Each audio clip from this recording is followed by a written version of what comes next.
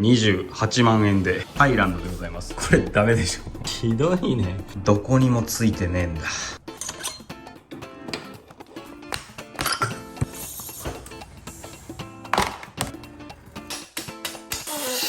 厳しいですわな。回せー。おはようございます。今回はこれ2021年式ホンダグロムですね。型式は JC92 ってやつになります。ミッションが5速になったモデルですね。カウルの形見てね、分かる人は分かると思うんですけど、現行型の1個前になります。現行型っつってもね、外装が変わっただけなんでね、ほぼ中身は同じです。はい、こちらの車両ですね、ヤフオクで28万円で購入しました。で、パッと見ですね、ハンドルだったり、このバックステップだったり、アンダーカウルだったりね、いろいろカスタムされてたりとかね、おそらく転倒の後ですかね、シートが破れてたり、カウルが割れてたりとか、なんかちょっと香ばしい感じがしますのでね、今回の動画で、状態チェックと納車整備の方ね、やっていきたいと思います。はい、早速なんですけど、走行距離の方から見ていきましょう。バッテリーもまだ生きてますね。9989キロ、まだ1万キロも走ってない極上の車体でございます。そしてですね、グロムファンの方たちは、知ってるとは思うんですけど、この青のグロムですね、国内販売されておりません。どこで売られてたかと言いますと、はい、タイランドでございます。もともとね、メイドインタイランドのバイクですんで、本国仕様って言ってもいいかもしれないんですけど、一応ね、ホンダが正規で日本に持ってきて、日本向けに販売している車体ではございませんので、なんとリコールなど受けることができません。125のバイクですし、そんな高い部品もついてないと思いますんで、なんかリコールが出た時はね、自分で交換しようと思っておりますんで、その辺は全然いいんですけど、国内販売されてないカラーなんでね、これ青色のカウルだったりとかね、日本でポッと買うことができません。対ホンダに注文して対ホンダから、送ってもらわないといけないので、結構時間がかかったりとか、あと結構探したんですけどね、この色のタッチペンとかありませんでしたので、ちょっとしたね、傷のタッチペンだったりなんだったりはね、やりにくいかなといった印象でございます。はい、そしてこちらですね、ハンドル周り、おそらくですね、ワールドウォークってところのセパレートハンドルキットかなと思うんですけど、めちゃくちゃ調整幅が広いです。ここも上下に動かせるし、回転させることもできるし、このパイプのクランプを緩めたらね、ハンドルの長さもこう調整できるっていう感じのものです。ちょっと調べた感じね、このセパハンキット、3万円ぐらいしますんでね、若干お得かなという気もしますが、別に僕セパハンにしたいわけではないんでね、あってもなくてもこれは OK です。と右グリップはおそらくこれ純正かななんですけど、左だけ変えてあります。デイトナかな、なんかデイトナのね、中学生が選びそうなグリップがついてます。そしてこのレバーね、車外レバーになってるんですけど、なんだこれ、めっちゃガチャガチャになっております。これボルトが緩んでるだけかな。おそらくここが緩んでるだけですね、これは。ここはね、ボルト締めれば使えるんですけど、このタイプのレバーね、あんまり好きじゃないんで、おそらくそのうち交換すると思います。こいつね、全く変える意味のないマスターシリンダーキャップ。バイク素人であればあるだけ変えがちなんですけど、ここもちょっとね、日焼けして、もうアルマイトの色が抜けちゃってるんでね、純正の部品頼んでありますんで、そのうち交換します。で、セパハンあるあるなんですけど、これ分かりますか？カウル。色剥がれてるんですよ。ハンドル切るとね、当たるんですよね、スイッチボックスが。こっちもゴチンって当たるんですよ。せっかくですね、調整できるセパハンでね、まだ上げしろだいぶあるんで、これ当たらないようにしときゃいいものをなぜか、当たるようになっております。意味が分かりません。で、ここがね当たるせいでハンドルロック使えません。もうちょっとね、ハンドルがグッと奥まで切れないとね、これロックできないと思うんですけど、ハンドルの切れ角が非常に少なくなっております。これ意味わかんないですね。言うて世の中のね、バイクカスタムしてる人たちなんて大体このぐらいの脳みそしかないと僕は思ってますんで、これは別にいいです。純正でバーハンのバイクをね、セバンにしたりした時あるあるなんですけど、このワイヤー、これ分かりますか？こう一回上に余って中に入っていってる。こっちはそうでもないんですけど、中見ていくとクラッチワイヤーなんですけどこれダメでしょ。これもね、まだ部品届いてないんですけど、もう注文済みですんでね、そのうち交換したいと思います。はい。なんかこんなねアンダーカウルとかバックステップとかね、セパハンとかついてて、カウルも割れてたりとかね、このステップに至ってはこうジャギジャギになってるんで、レースでもやってたんかなーっていう車両なんですけど、レースやってる人はねさすがにねこんなしょうもない整備しないと思うんで、おそらく街乗りカスタムマンだったのかなーっていう感じですね。あとはこれですね、右ウインカーなんかねかち割れててビス止めされてます、上から。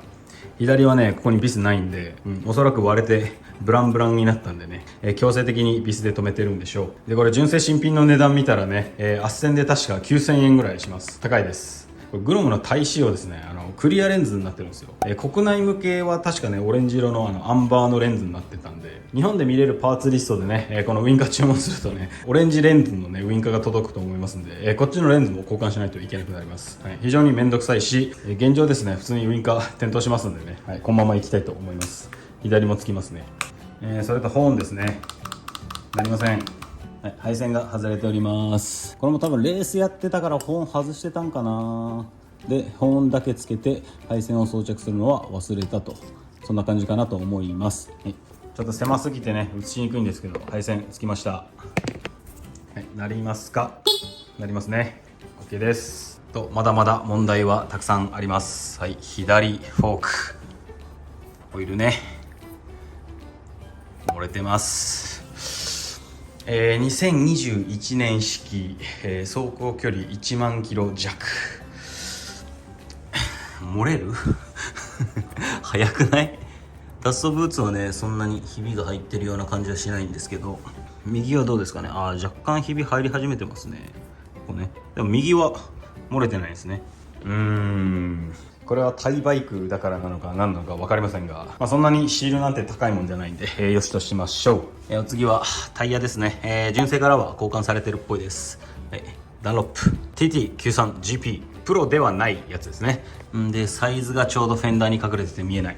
ちょっと回転させました。サイズが120/70/12、一応純正サイズのタイヤになってるんですけど、結構ねグロムでレースやってる人ってNSR50 とかと同じサイズのタイヤに交換しちゃうみたいなんですよね。190/12か180/12のどっちかだったと思うんですけど、そっちに変えると思うんで、なんでこのタイヤ選んだんだろうってちょっと謎な部分ではあります。で一応ねタイヤのこの端の部分なんかちょっとアブレーションっていうんですか、なんかザリザリになってる感じがしますんで、こっちもねわかるかな、ちょっと波打ってる感じ。さすがにねサーキット行かないとここまで使わないと思いますんで、このカスタムの適当さとねこのタイヤがちょっと釣り合ってない感じがするんですよね。あとそう言い忘れてたんですけど、この裏のボルトですね、穴にちゃんと入るような、六角ボルトになってるんですけど、ここただのフランジボルトに変わってたりとか、なんか全体的な様子を見るにめちゃくちゃセンスのない整備が施されてて非常に謎でございます。そしてですねタイ仕様のグロムになっておりますんで ABS ついておりません。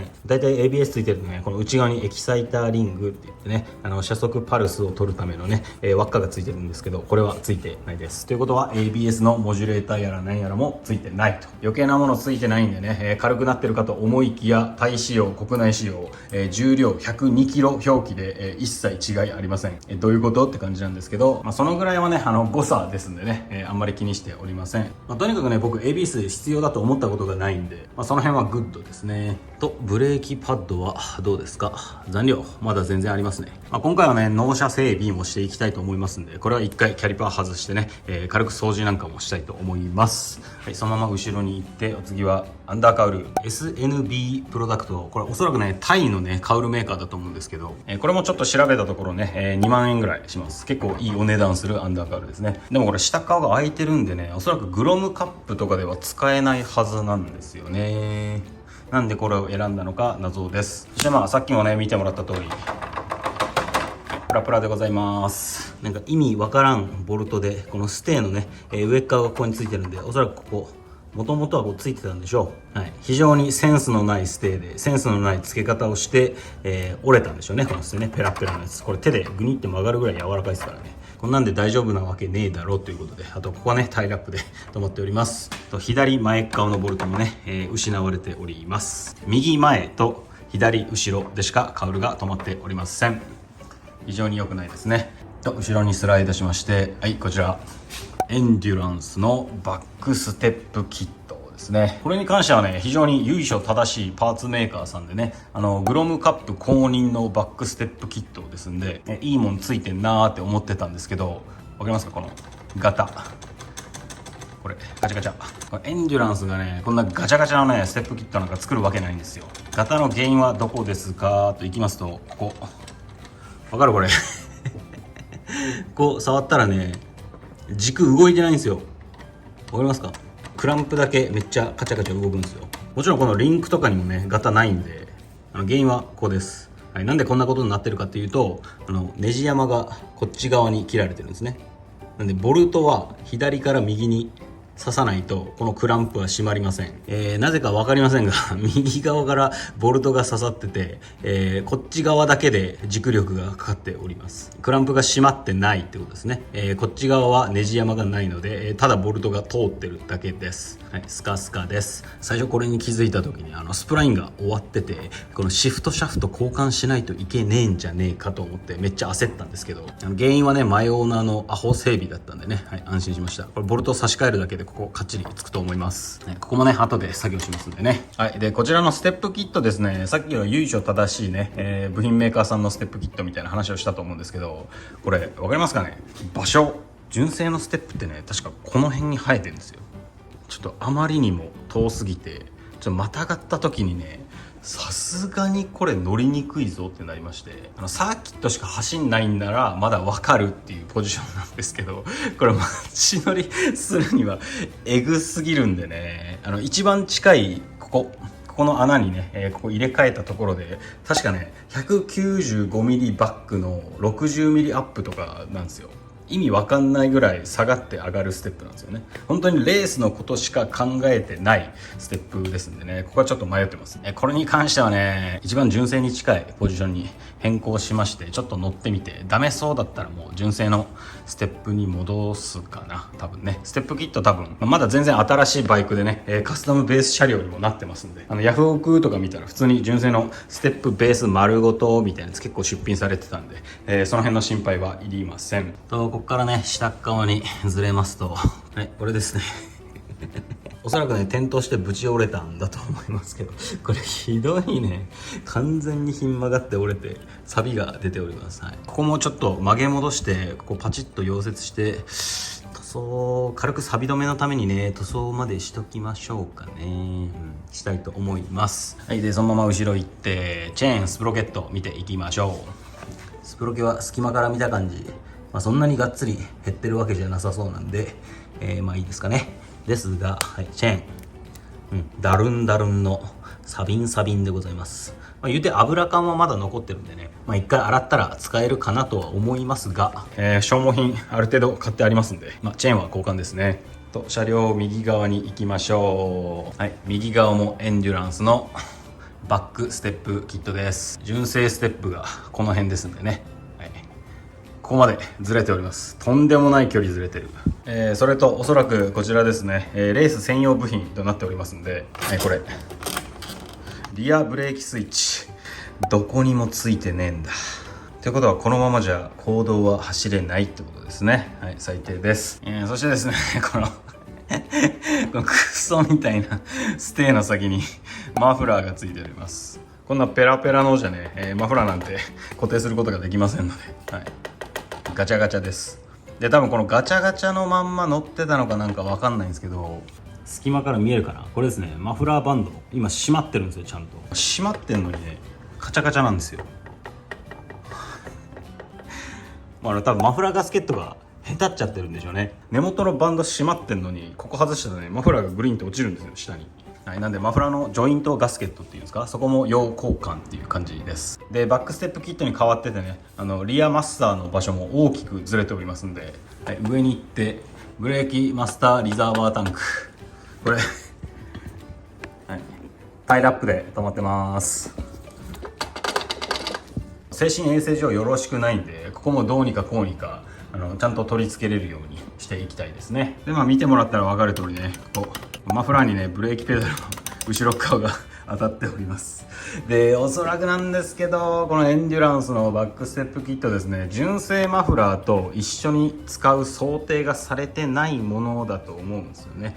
グロムでレース出るなんて言ったら、さすがにね、純正マフラーのまま出るっていう人もいないでしょうし、なんならこのエンデュランスってメーカーがね、マフラーも作ってますんで、それと一緒に使ってくださいねみたいなセットなんじゃないかな。僕もね詳しくは知らないんでね、話半分に聞いといてくださいね。でもさっきからねチラチラ映ってると思いますけど、これ遮熱板ねちゃんとついておりません。この爪がね、ちゃんと引っかかるはずなんですけど、浮いた状態で装着されております。この辺もセンスないですね。ようなまたまた予想にはなっちゃうんですけど、このバイクでグロムカップみたいな正式なレースではなく草レースに出場してて、もともとマフラー変えてて乗ってました。でこの車両を売ることになって、マフラーはね単品で売っても買い手がいっぱいいますし、ある程度値段もつきますんで、別々でね出品するために取ってた純正マフラーに戻したんじゃないかな。でもあと売るだけやし適当でいいやって言って、こんなしょうもねえステーに、ちゃんとついてないヒートガード、あとリザーバーもめっちゃ適当につけてあるみたいな感じじゃないかなと思います。ヤフオクで購入してるんでね、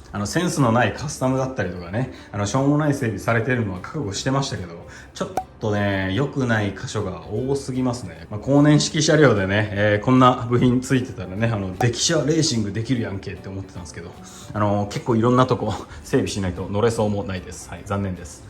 そしてリアタイヤですね、フロントと同じ TT93GP、サイズは 130/7012、これ純正サイズですね。リアもねNSR と同じサイズにするのが主流だと僕は思うんで、なんでか分かりませんけど純正指定サイズで乗ってたんでしょうね。でリアもね端っこ結構ザリザリになってるんですよ。使ってる風な感じがするんですよね。ちょっと映りにくいですけど分かりますかね、若干ボコボコボコボコってなってるの、結構負荷かけて走んないとこうはならないはずだからな。レースしてたっぽいんだけどな、ちょっと謎だな。前後ともにねバリ溝で全然使えそうなんで、一旦これはこのまま乗ろうかなと思います。そしてバルブキャップなくなってます。あ、そうだそうだ、タイヤは製造いつだ、どこですか、5122、2022年の51周なんで、大丈夫でしょう。フロントは何年式、5222なんで2022年の52周ですね。全然タイヤは、新しくもないけど別にそんな早急に交換が必要ってわけでもないので、このままでいいですかね。とリアブレーキパッドはどうですか。残量全然あります。大丈夫です。ここね後で分解清掃グリスアップぐらいはしようと思っておりますのでね、最後まで動画見てってください。でそのまま上に行きまして、さっきも見せたカウルの割れですね、結構激しく転倒したんじゃないかな。ウインカーのレンズも結構傷がガリガリ入っております。と最後ですね、ナンバー灯がなくなってます。なんでフェンダー丸ごと取ってたんだったらナンバー灯もくれよって感じなんですけどなくなってますね。フェンダーレースキットとか僕入れるつもりありませんので、ここはね純正の新品を注文してあります。5000円ぐらいしたかな、ちょっと高かったですけど、フェンダーレースキットつけるよりね、装着が楽だと思いますんで、甘んじて受け入れましょう。これもヤフオクの洗礼ということですね。ということでね、不具合箇所たっぷりの状態チェックだったんですけれども、一旦おさらいですねしましょうね。まずハンドルがカウルに当たります。でホーンの配線はついてなかったんでつけました。右ウインカー、これビス止めされてますね。これは動くんで、そのままです。クラッチレバーガチャガチャですね。これは交換するか閉めるかどっちかです。クラッチワイヤーですね、ハンドルストッパーに挟んでズタズタになっております。アンダーカウルはちゃんと装着されておりません。でマフラーはヒートガードのズレと、しょうもない姿勢でついてるのと、ジョイントガスケットがもうガチャガチャになっております。リアブレーキスイッチがちゃんと装着されておりません。リザーバータンクもタイラップ止めです。シフトシャフトのとこね、ネジがちゃんと閉まっておりませんので、クランプがガチャガチャになっております。左のフォークオイル漏れております。ナンバー灯が丸々なくなっております。そんな感じでね、不具合箇所をさっとおさらいしたんですけど、皆さんどうですか。2021年式走行1万キロ未満、逆輸入グロム、総額10万円分ぐらいのカスタムパーツがついて、28万円安いと思いますか？高いと思いますか？妥当だと思いますか？皆さんコメントでね、感想を教えてください。僕はこんなもんだろうって思ってます。そもそもヤフオクで買いましたし、カスタム済みの車両なんてね、大体こういうセンスないことしてあるんですよ。今まで生きてきてね、知り合いだったり、僕も含めですけど、ヤフオクとかでちょっといじってあるよみたいなバイクを購入した時、まともだったことがありません。そのぐらいですね、整備の背の字も知らんような人間がですね、こういうバイクとか車とか買ってね、ウェーイってカスタムパーツをつけてね、堂々と公道を走ってるわけです。僕がね、DIY で整備すんなとかね、サービスマニュアルをちゃんと変えとかね、口を酸っぱくして言っているのは、そういうのが理由なわけですね。言うてね、このバイク購入したのがね、バイク屋さんがヤフオクに出品してるみたいなやつだったんで、おそらく前オーナーからバイク屋さんに売却されて、そのバイク屋さんはもうそのままこれ売ったろって言ってヤフオクに出したってだけなんでね、言うてヤフオクなんで現状販売は当たり前ですし、バイク屋さんを一切非難するつもりはないですね。僕が文句を言ってるのは、その出品してたバイク屋さんではなくて、その前にわけわからんカスタムをしてた前オーナーの批判をしているわけです。ヤフオクの闇とかではなく、前オーナーの闇ですよね。このグロムっていうバイクですね、カスタムベースでめちゃくちゃ人気です。そもそも安い、カスタムパーツももう無限と言っていいほど大量にあると。あなたのグロムこんな状態じゃないですか？自分は満足して乗ってるかもしれないですけど、大きな危険があなたのそばに潜んでいるかもしれません。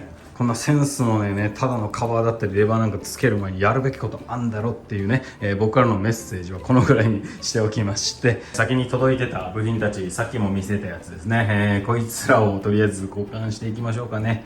ヤフオクの画面だけで判断したら消耗品ぐらいでいけるやろって思ってましたけど、やっぱひどかったですね。前に整備した人のせいで、追加で作業する場所が大量に増えております。はい、早速作業やっていきましょう。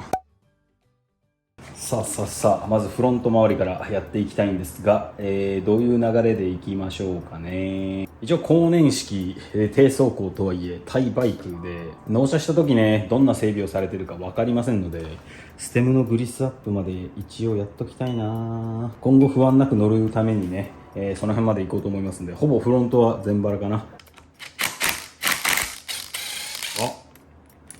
これ上下逆についてますね。見えるかな、これアップって書いてあるの。正解は5です。やっぱこういうとこなんだよね、素人整備って。僕も別にプロじゃないですけど、なんか世の中何も知らんやつが整備しすぎ。これ逆だったからってね、ブレーキが効かなくなったりするわけじゃないんで、別にいいんですけどね。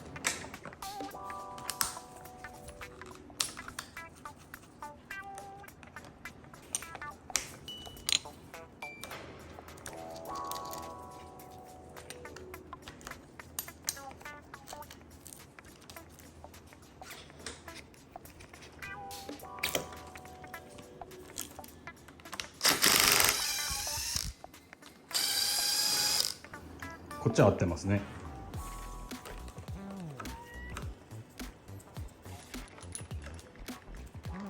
いしょ。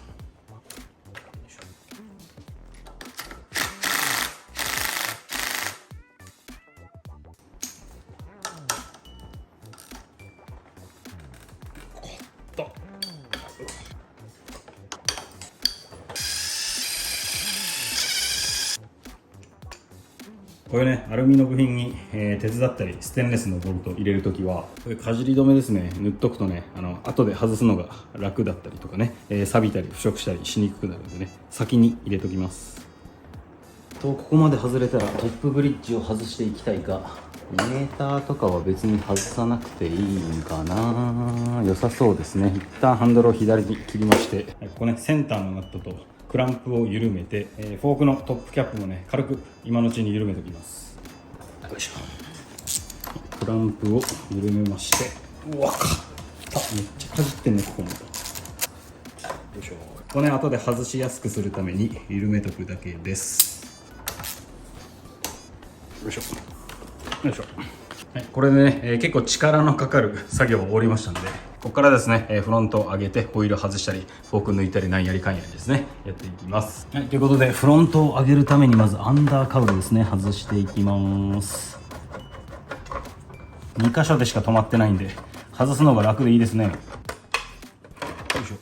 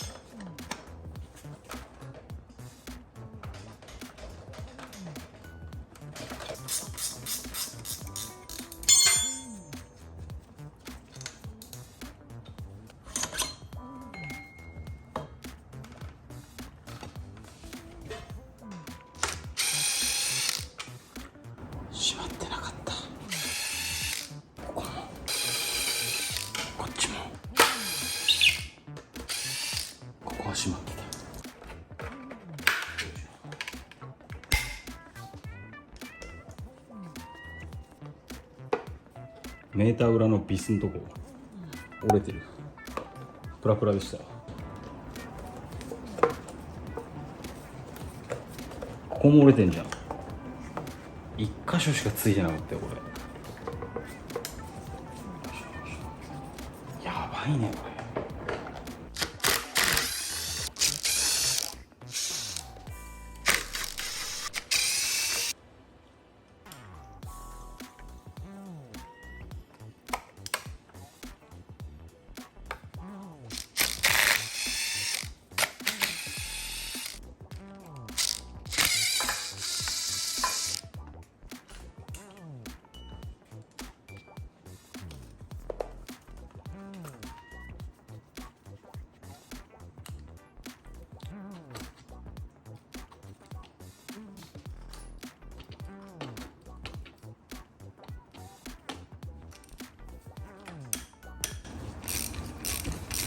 うわ、すごいね。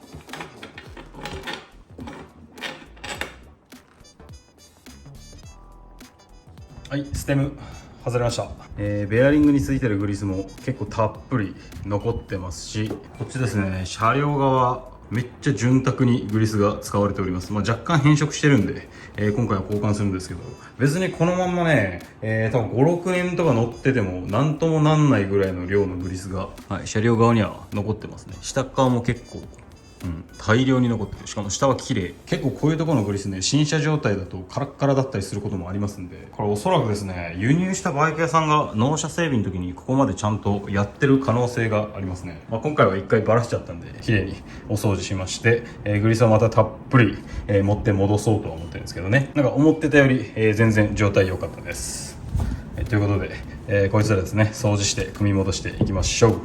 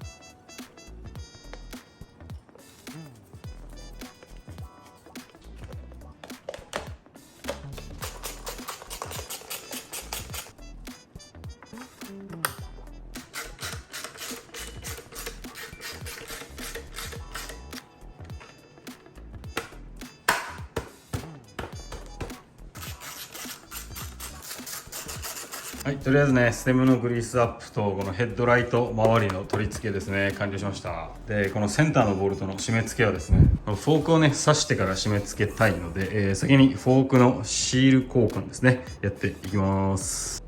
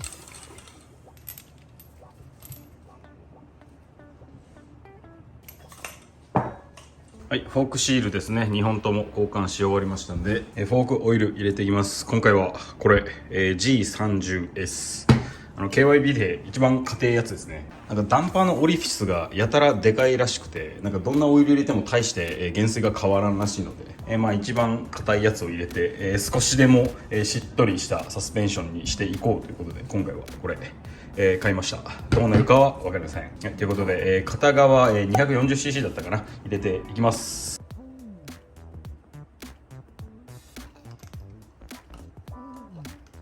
エアの抜けがねめちゃくちゃ悪いんで、ちょっと入れてエア抜きしてちょっと入れてエア抜きしての繰り返しです。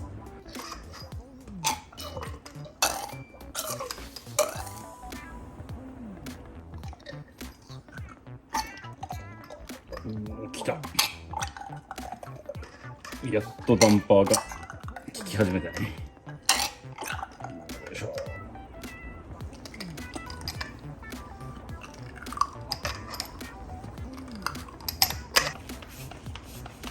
はい、一旦こっちはね240入りましたんで置いときまして、はい、こっち側にもね入れていきます。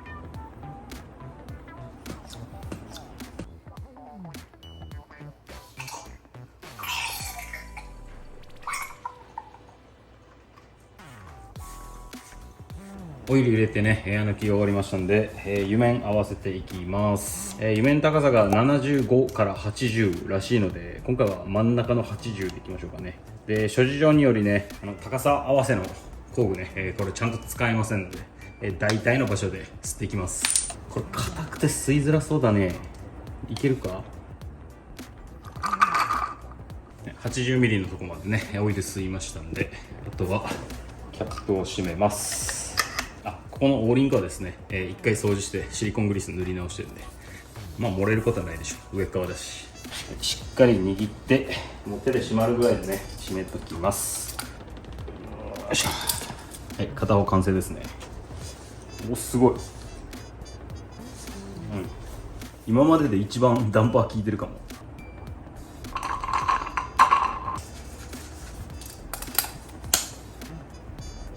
いしょ。はい、これでフォークのオーバーホール完成ですね。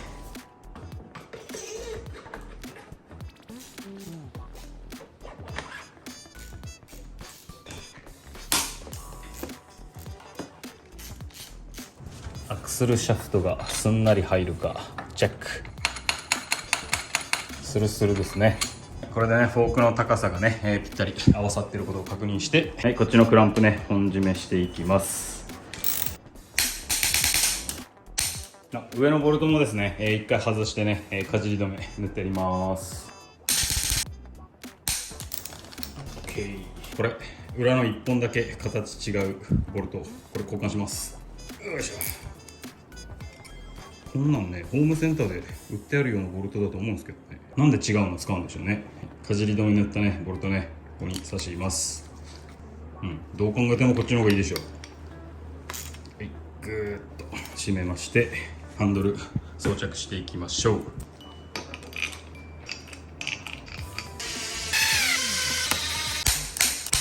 それと現状だとねハンドルが低すぎましたんで、ハンドル位置の調整もやっていきます。ここにもかじり止め塗っとくか。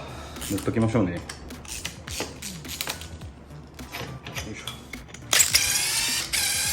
ょ。やっぱ嫌な音するね。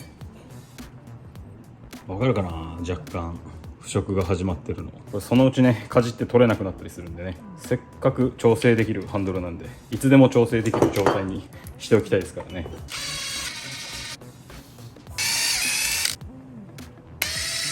一番上の面に合わせてね仮止めしておきます。微調整は全部組み上がった後でもできますんでね、こっち側もね同じようにやっていきます。やることは同じなんでねカットします。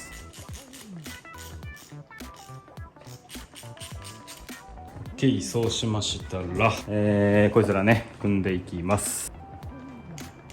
スロットルコーンね一回掃除しまして、軽く油拭いてなじませます。はい、こんな感じねケーブルをかけた状態で刺します。はい、いけたいけた。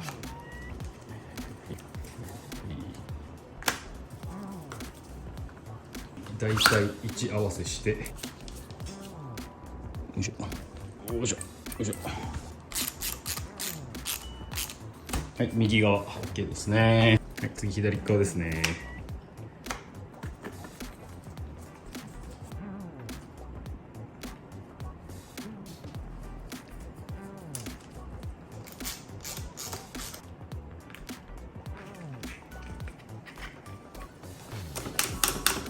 これで本来の切れ角になってハンドルロックも使えるようになります。ネジ4本緩めて上げるだけで当たんなくなってたのにね、なんでそのままだったんだろうね。あとこれですね、ストッパーに引っかかってたクラッチワイヤーもね、ハンドルが上に上がってね、ちょっとワイヤーが引っ張られたことによってストッパーの上側に来て、ハンドルを切って戻してもうまいこと下の方に逃げてるように見えるんで、ハンドルストッパーに潰されるようなことはもうないんじゃないかなっていう感じですね。ワイヤー自体はね、そのうち交換するんですけどね、はい、とりあえずは大丈夫そうです。はい、お次はホイールをつけていきたいんですが、このカラーとね、ダストシールのところを一旦掃除してね、新しいグリスを塗って組みたいと思います。真っ黒です。本当はね、ここもね交換した方がいいんでしょうけど、まだ1万キロですからね。今回は掃除で様子見ます。とカラーはもう吹き吹きするだけ、とんでもねサビとか溝とかはないんで大丈夫そうです。ということでグリスをねちょっとだけね仕込みまして、こっちにもねうっすら塗り広げて戻します。まだリップが効いてるんで多分大丈夫でしょう。はい、反対側もやりましょう。こっちも真っ黒ですね。それとなくなってたエアバルブキャップねつけときます。はい、そしたらねフロントのアクセルシャフトにグリスをうっすら塗りまして、こっちかホイールを装着します。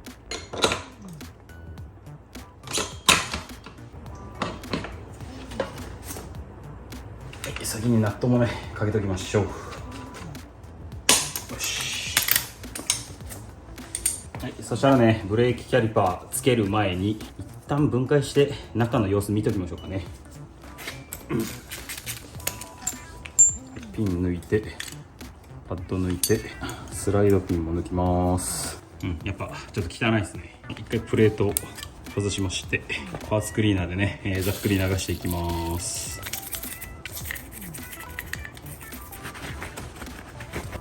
だいぶいいんじゃない？そうしましたらブレーキをちょっと揉んでねピストンを押し出しまして、出てきて、はい、もう一回パーツクリーナーかけて歯ブラシで磨きます。はい、ピストンこんな感じですね。全然綺麗です。はい、ここにね、シリコンスプレーですね、軽く拭きましてグイーッと戻します。はい、これがね指で押して戻るならめちゃくちゃ調子いいキャリパーですね。大体戻んないんで、これ上についてたプレートね、こいつもパーツクリーナーで流してゴシゴシしましてキャリパーにね戻します。そしてこっちキャリパーサポートの方ね、やっぱここはねパッドと擦れて塗装がすぐ剥がれて、わかりますかね、若干ここへこんでんすよ。言うて交換するほどでもないんで、今回はね軽く掃除してグリス塗り直して戻しちゃいましょう。シリコングリスねピンに塗り広げてキャリパーとドッキングさせます。でスライドチェック素晴らしいですね。そうしましたらお次はパッド一回これもグリス拭き取るか、軽くパークリでお掃除して、と角がジャギジャギなり始めてるんで鳴らすか。とキャリパーピン、割と汚い。こいつもパーツクリーナーでしっかり拭いてここの先端のゴムですね、これも交換した方がいいんでしょうけど買ってないので今回はそのまま。はい、ということでね掃除があらかた終わりましたんで、パッド押さえプレートのパッドが当たる面ですねとキャリパーのパッドが当たる面、こっち側もですねうっすらグリスを塗りまして、パッド側のキャリパーに当たる面ですね、ここにもねうっすらグリスを塗っときます。このパッドピンにもねグリス塗ってキャリパーにパッドをセット、この1枚セット、はい、パッドピン刺します。はい、パッドピン締めます。そしたらここに当てがいましてボルトつけます。はい、ちょっと文句言われそうなんでね、ここも念のためトルクレンチで当たっときます。よし、でブレーキを揉みます。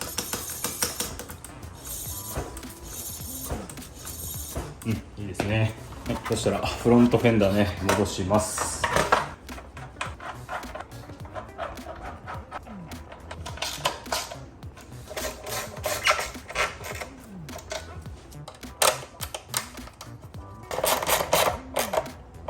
はい、これでフロント周りは一旦完成かな。ブレーキフルード交換はね、後で前後まとめてやろうと思いますんでね。はい、お次はエンジン周りやっていきましょうかね。とりあえずね、オイル交換やっていきます。お、これドレーン変わってる？変わってるね。うわ、なんかギシギシしてるんだこれ。おお、緑。なんだっけ、緑色のオイル。なんか川崎のやつか 300V 以下が確か緑っすよね。それ入れてたのかな。それと多分これマグネット付きのドレーンなんで、鉄粉はどんな感じでしょうか。割とありますね。9000キロなんで、今鳴らしがちょうど終わったとこって言っても過言ではないでしょう。で、最初見た時ね、オイルが滲んでる感じしたんで、今回はパッキン交換します。放置してる間にお次はこれオイルフィルター交換していきましょう。そう、この JC92 の方からね、外からオイルフィルターだけ交換できるようになったみたいです。なんかめっちゃバネ効いてんな。よいしょ。これ以前の方はですね、このエンジンに蓋っぽいものがついてなくて、中の遠心式フィルターしかついてなかったみたいなんで、メンテナンスも簡単でよりエンジンが長持ちするようになったんじゃないでしょうか。で、問題のフィルターこんな感じですね。まあなんか若干茶色くはなってますが、どうだろう、やたら鉄粉が出てるとかそういうのはなさそうですね。奥の方はどうですか？何も溜まってない？ないね。調子良さそうです。今回ね、オイルフィルターにパッキンもついてきておりますので、これも交換していきます。蓋からオーリングを外しまして、一旦パーツクリーナーでね掃除します。そしたら新品のオーリングですね。シリコングリースをちょっと塗りまして蓋にセットで、新品のオイルフィルターね刺します。バネを置いてキャップをあてがって、よいしょ、ネジかけます。はい、ボルトを閉めたらオイルフィルターは OK ですね。ドレンの方もねもう良さそうなんでつけます。で、一旦パーツクリーナーで洗い流して、よし、そうしましたらキャップを緩めて、すごいですね、キャップのオーリングまでついてきます。別に変えなくても漏れはしないとは思いますが、せっかくありますんでね、これにもシリコングリースをうっすら塗りましてキャップにはめときます。はい、そしたらオイル入れていきましょう。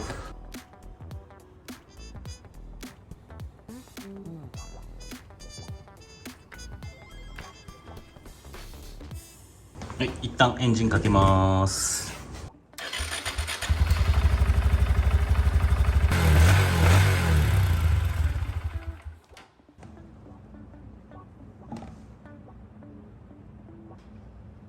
はい、エンジンかけた後にちょっと補充して、今こんな感じですね。で、抜いたオイルはこんな感じです。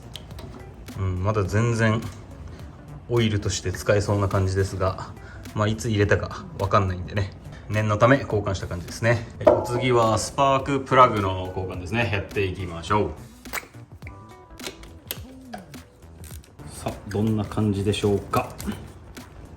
おそらく1万キロ使ったスパークプラグですね。錆び始めてるね。CPR7EAQS 先端こんな感じです。はい、今回ねちょっといいやつにします。純正の品番調べたらね、確か6番だったんで、おそらくレース出るからっつってネッカ1個上げたんでしょうね。はい、念のためトルクレンチで締めます。はい、交換完了です。はい、お次はエアクリーナーですね。交換していきます。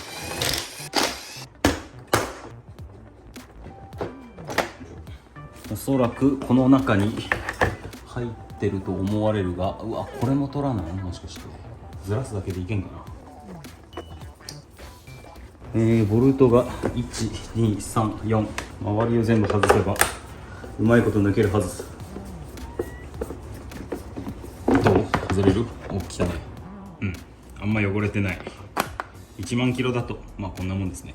今回は念のためね新品に交換しておきます。ちょっと純正じゃなくてね、今回純正同等品に交換ですね。こっちにねあてがいまして戻します。いいね、これ水が抑えてくれる。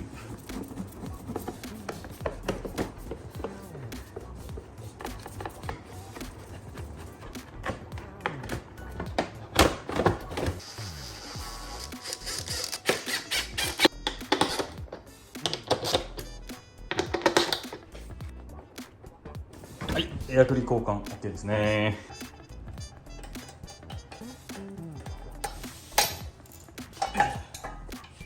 はい、お次はこれね、アンダーカウル取り付けていきたいんですけど、もともとね、鉄のステーに、これなんていうんだ、クリップナットっていうかな、これがついてて、タッピングビスで止まってたんですね。この止め方だとね、またすぐ外れちゃいそうなんで、ちょっと加工をしていきます。このクリップナットがついてる貧弱なね、アンダーカウルステー。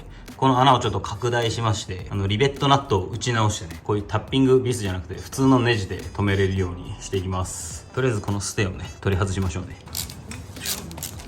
うわ、めっちゃギシギシやな、このボルト。最悪や。ここにもかじり止め、塗っときましょうね。うお、腐食してる。やっぱシリンダーにね、直でボルトとかぶち込むと、こうなりますもんね。うわ。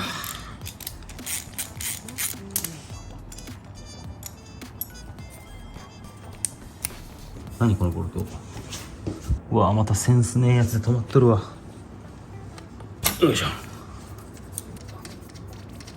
よし。こいつらにですね、このリベットナットを入れたいんですが、ギリギリすぎるね。強度がなくなってしまう可能性あるな。こいつはこのままリベッティングしたら、うわ、ちょっとでかすぎるな、こいつ穴が。うわ、どうしようかな、これ。まあ、こんぐらいのステだったらいくらでも自作できそうなんで、一旦ここ、9.1 ミリですね、こいつの下穴を開け直して、もう肉がギリギリだと思いますけど、これがついてしまえばね、リベットでグッとかしめられるんで、そんなにねこの先の強度が必要ってこともなくなりますからね。ちょっとやってみましょう。ちょっとこのままだとね、リベットがもうガバガバですっぽ抜けそうなんで、ちょうどいい感じのワッシャーをかましてリベットを打ってみます。はい、ここにねまっすぐ当てがって締めます。よいしょよいしょ。いい感じにかしまっとるんで、これは OK ですね。あと残りのこいつら、ちょっとめっちゃ注意しながら、ここの穴をこのリベットナットが入るサイズにまでちょっと拡大したいと思います。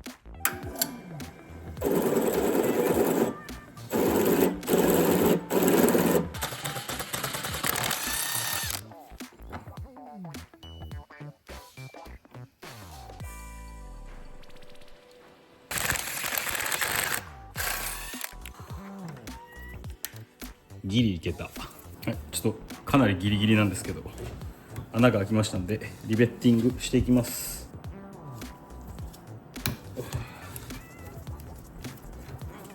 OK、バッチリじゃない。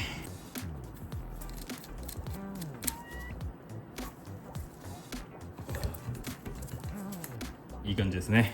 ということでこいつらをバイクに戻していきましょう。最後に角度合わせて思いっきり締めるしかないか、まだ本締めはしないでおきます。はい、右後ろ側ですね。このね意味わからんボルトナットでつけてあったステーも外します。こんなん折れんわけないやろ。センスね。はい、短い M8 フランジボルトに交換して、ステはもう事前に作ってありますんでね、はい、ここにつけます。でここも本締めは最後かな。このアンダーカウルについてね、このタイラップ切りまして、これ外して無事ステーズがつきましたんで、アンダーカウルを装着していきます。使うのはね、新品の頭の大きなトラスビスです。とりあえずネジをかけようかな。あ、ダメだこれ。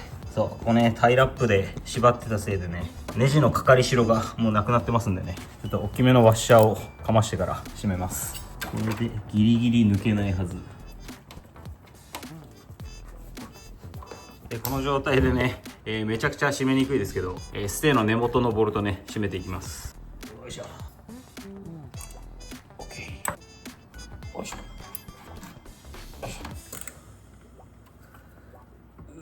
よいしょ。よし、はい、アンダーカバーつきました。くっそ大変やったね。あとここね、もう元からひびが入ってたっぽくて、ネジ締めていってたらパキっていって抜けちゃったんで、おそらくもうやがてかち割れると思います。まあそうなった場合はね、無理してつけとくものでもないんで外そうかなと思います。これか、このガチャガチャのこれね、ボルトを差し替えるだけなんで、些さっさとやっちゃいたいと思います。なんかこれおかしいって思わなかったんですかね。どう考えてもおかしいんですけどね、ここが閉まってないのって。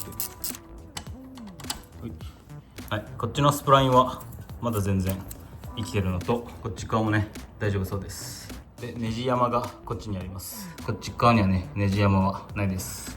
なので左からボルトを刺して半分ぐらい入れた状態でここに差し込まないと、このクリアランスが狭くてね、こっち側のね入んないんですよ。でいい感じの位置に持ってきて、はい、ネジを締めていきます。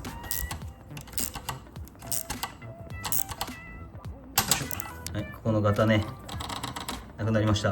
わかるかな。今までねガッチャガチャだったシフトペダルがもうカチカチぐらいしか動きません。一緒にねこの軸も微妙に動いてますんでちゃんと閉まっております。お次はステップを前に移動させましょうかね。一旦下側を緩めて、これカラー入ってんだ。はい、ここ緩めます。よいしょ。あなた一番前。言うてそんな変わんねえなこれでも相当バックだぞこれ。やっぱ純正のステップ買っとくか。まあ一旦乗ってみてからですね、そこは。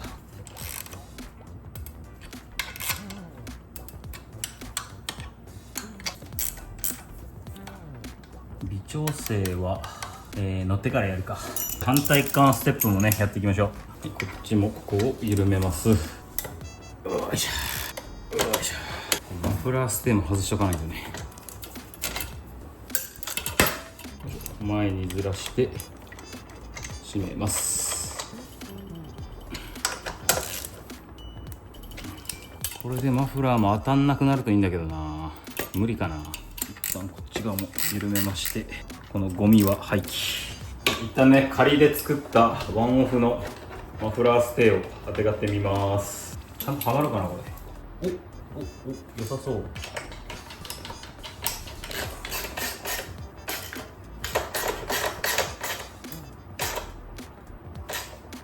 よし、これ以上ないぐらいがっちりつきました。これうちに落ちてたね、ベータのスタンドを削ってなんやかんやして作りました。はい、そしたら次はこれね、この遮熱板をね一旦外しまして、変な付け方したからもしかしたら曲がってるかもしれないですね。お、来た来た。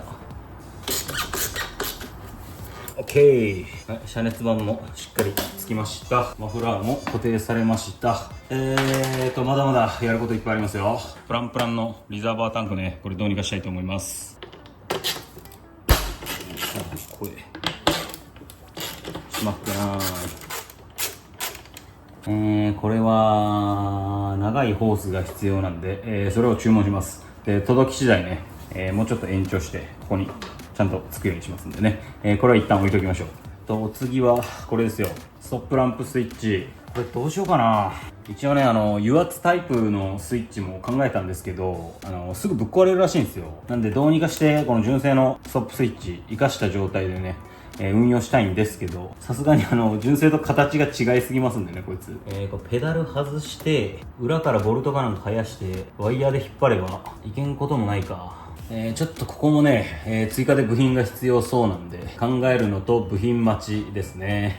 一旦ねこのリザーバーとストップスイッチは置いときます。ということで、こっちは待ちになりますんで、あとなんだっけ、チェーンがありましたね。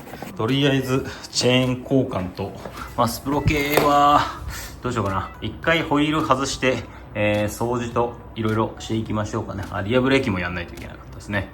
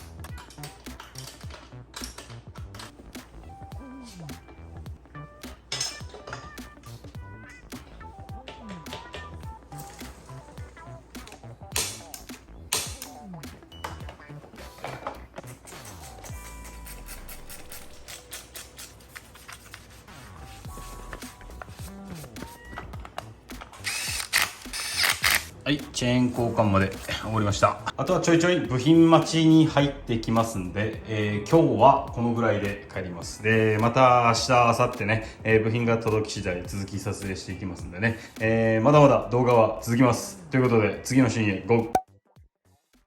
はい、翌日ですね、部品待ちの間にナンバー取ってきたのと、リアブレーキスイッチですね、どうやってつけようかなって、ちょっと作業しておりました。一応ですね、リアブレーキスイッチステーを作りまして、こんな感じではめてね、ここと友締めして、で、このブレーキペダル側からですね、スプリングを引っ掛けるところをちょっと伸ばしまして、裏側をね、バネで繋いだら、使えるようになるんじゃないかなということで、バネは今部品待ちの状態なんですけど、とりあえずこれね、上側のステーが完成しましたんで、一旦ここにつけときます。で、もともとここですね、しょうもないマフラーステーとしょうもないボルトで止まってたんで、新しいのに変えてます。よいしょ。こんな感じで取り付けられる予定です。で、こっちの後ろ側のボルトですね。こいつらと同じね、ちっちゃいやつでついてたんですけど、外そうとしたら舐めてました。やっぱ前オーナーはね、センスがなかったということでね、ここのボルトは前後交換しております。それとですね、カウルの下っ側、朝来たらね、ワッシャーとボルトごと貫通しておりましたんで、ステーを曲げ直して別の場所で取り付けしてあります。はい、これでがっちりついたんじゃないかなということで、またまた部品待ちなんですが、部品待ちの間にね、できる作業がもう一つあります。これ折れてひん曲がった、これなんて言うんだろう、スタンドのかかとを当ててこうスタンドを出しやすくする部分ですね。この辺は一回炙って曲げて溶接してなんやかんややっていきたいんですが、ここには当たんないよね、さすがにね、大丈夫だと思う。なんでスタンドを外して作業していきましょう。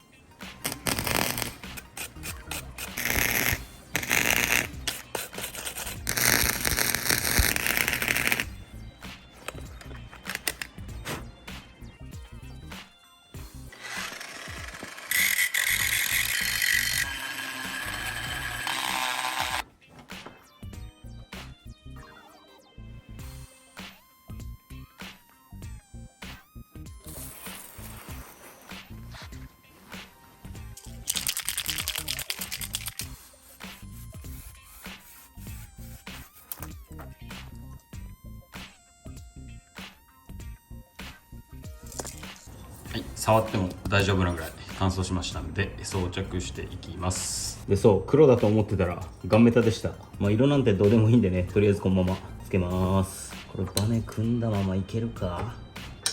グリスはもう塗ってるんでね、安心してください。あとね、裏のナットもつけときます。ここね、ラチェットが入んないんですよ、めんどくさい。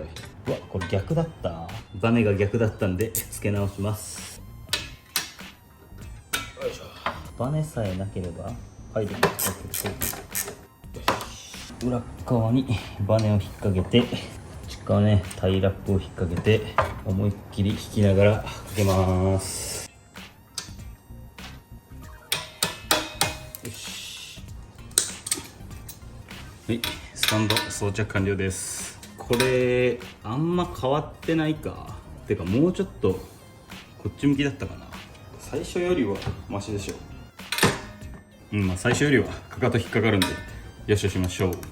と、このスタンドが乾燥待ちの間に、はい、これ工具箱の中漁ってたらね、引きバネが出てきたんで、ちょっと長さを調整しました。これとね、リアブレーキスイッチに引っ掛けて、どうにかこうにかこのリアブレーキペダルと接続してね、リアブレーキでブレーキランプが点灯するようにちょっと加工していきます。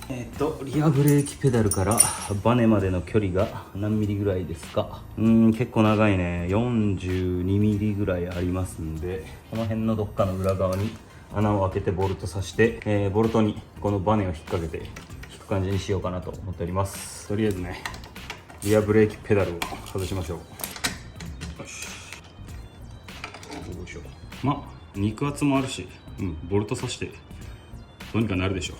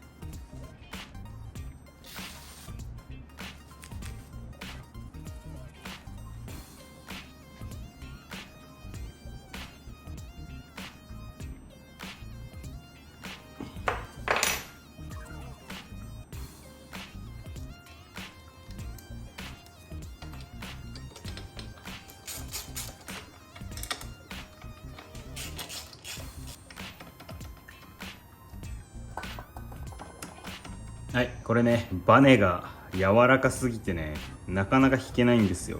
ブレーキペダルの方の移動量がめちゃくちゃあればね、多分引けるんですけど、こいつタッチが良すぎてね、全然ペダルが振れないんでね、距離が足りません。なので、こいつをもうちょっと加工してね、ちゃんと引けるようにしていきたいと思います。試作品2号ですね、めっちゃ伸ばしたバネ、これでいってみます。はい、装着完了しました。一応ね、バネはね、引けてる感じはするんですけど、これで移動量が足りてるのかどうかは分かりません。ちょっとキーオンにしてね、点検してみましょ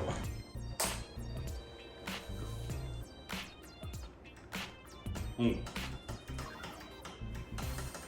ついたりつかなかったりとかね、つきっぱなしとかになったりしないんで、とりあえずリアブレーキスイッチはこれで OK ということで、一番不安だったのがね、このリアブレーキスイッチ周りだったんでね、はい、どうにかなって非常に良かったですと。そんなこんなしているうちに長いブレーキホースね届きましたんで、ブレーキマスターのリザーバーの移設ですね。移設というよりかは、元の位置に戻す感じですね。やっていきましょう。どうせブレーキフルードは交換するんでね、下からもホースを抜いちゃいましょう。おい、上です。結構黄色くなってますね。交換時期です。はい、そしたらリザーバー側も取ります。そしたらね、新しいホースにバンドをつけて戻すだけです。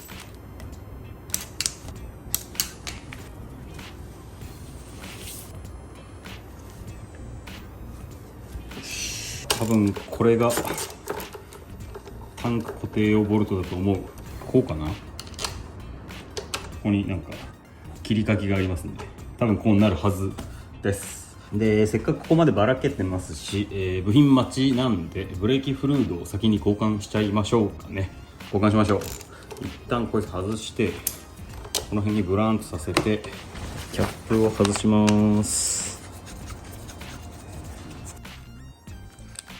長いやつだね、これね。で、このゴムのダイヤフラムってですね、こいつはね、しっかり伸ばして、綺麗に拭いておきます。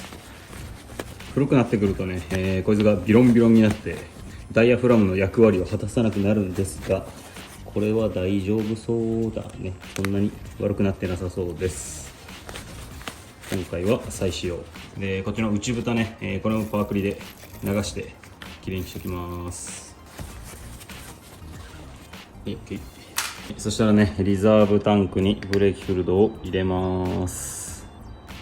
これ純正よりホースが長くなってね、ブレーキフルドの入る量が増えたんで、エア抜きもしやすくなったんじゃなかろうか。キャップ外して、うおー、相当交換されてねえな、これ。汚いね。もしかしたら詰まってるかも。緩めて、うわ、渋い。ブレーキを揉んで緩めて締めて揉んで緩めて締めて、これの繰り返しですね。ブレーキ液の補充も忘れずに。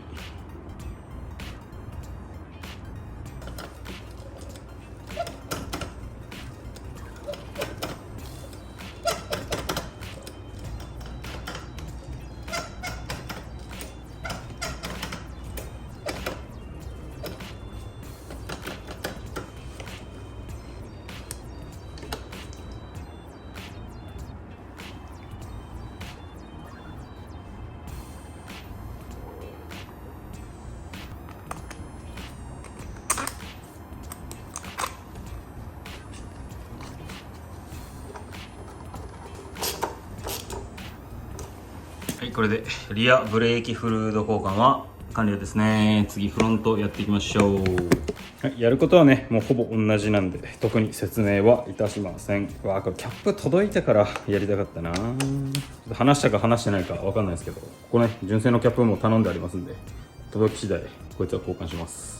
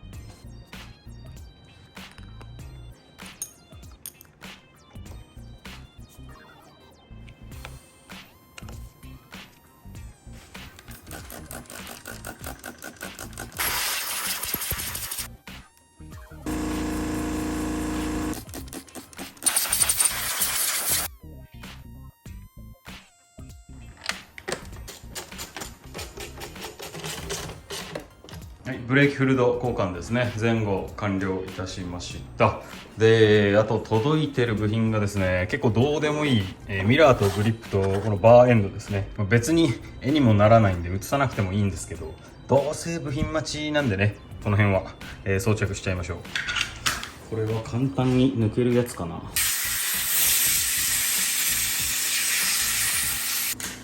これ結構ボンドでしっかりついてる系かな。あ、これ内側にリブがあってそこに引っかかってんのね。そういう時はもうカットして外しちゃいましょう。はい、新しいグリップがこれです。何の変哲もないやつですね。入れます。よいしょよいしょ。左側行きましょう。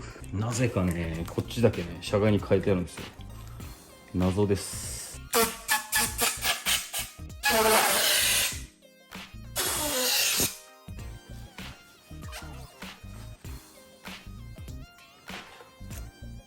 よし、お次はバーエンドね、これも何の変哲もないただのプラスチックのやつです。はい、刺します。はい、こっちも刺します。 OK。 お次はミラーですね。赤いキャップを外しまして、ここね、よー錆びてね、ミラーが外れなくなっちゃいますんで、かじり止めを仕込んでおきます。左右ともね、あとはミラーを刺すだけです。よいしょ。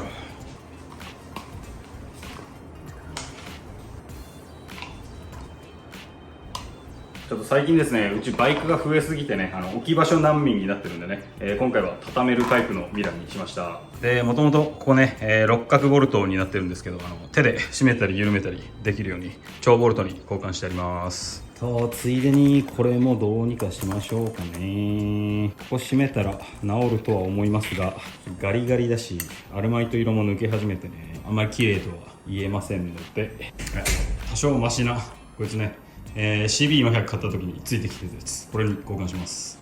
よいしょ。多分同じだと思うけどな。うわめっちゃ腐食してんやんここ。はい、外したればこんな感じです。多分ここのボルトが緩んでガチャガチャ、バネももうへたってガチャガチャです。はい、最低です。一旦ね、取り付け部をお掃除しまして、クラッチワイヤー側もちょっと掃除しておく。この中古レバーにグリスを塗ります。ワイヤーをかけます。レバー入れます。ボルトにもね、グリスをうっすら塗って刺します。裏のナットをグッと締めてカバーかぶせて OK です。ということで今日の作業はこのぐらいですかね。あととりあえず早急に交換しないといけないのはマフラーのガスケットと、あとナンバー灯ですね。丸ごとなくなっちゃってるんで、これさえ届けば乗りにはいけるんですが、まあちょいちょいね交換した方がいい部品なんかもありますからね。このクラッチワイヤーとかね、とりあえずね部品が届き次第また動画を回していきます。はい、次のシーンへゴー。あとそうだ、バッテリーは、現状ちょっとクランキング弱い感じするんですけど、別にエンジンはかかるんで一旦充電で様子見たいと思います。部品待ちの間に充電しておきますね。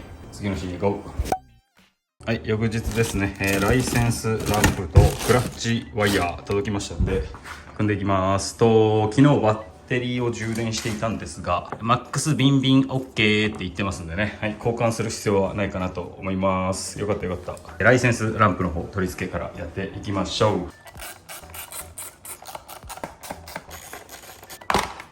はい、まずはこれですね。めちゃめちゃエスニックな香りのするゴムグロメットですね。ここに装着します。これ防振ゴムも兼ねてんのかな。はい、ここにしっかりセッティングしまして、はい、純正新品ライセンスランプ、配線をずるずると通しまして、これ通る？よし。ちゃんとねライトを下向きにして刺します。そしたらね、ここにカラーを入れてナットで締めていく感じなんですけど、カラーはですね、なんかシートの裏の多分トリセツかな、こいつに怪しいカラーが3つ付属してますんで、多分これじゃないかな。ちょっとこれを使って組んでいきます。いちいちこういうのまでね、純正新品買ってたら本当にキリないですからね。めっちゃ金もかかりますし、使えそうな部品は使っていきましょう。とりあえずね、今回使う分2個だけちょっと拝借しまして、こいつを戻します。てかトリセツちょっと見てみようか。せっかくだしね。すごい何もわからん、タイすぎる。こっちはタイですね。全く読めません。ということでこいつを戻します。 OK、 多分これでいけると思うんだけどな。入るかな。うわ、これ入んないね。参ったね。なんか違うカラーなかったっけ。ちょっと探してきます。ちょっとね、ちょうど良さそうなのがありましたんで、ここに入ればねいいです。つば付きじゃないですけど、入りゃこっちのもんですからね。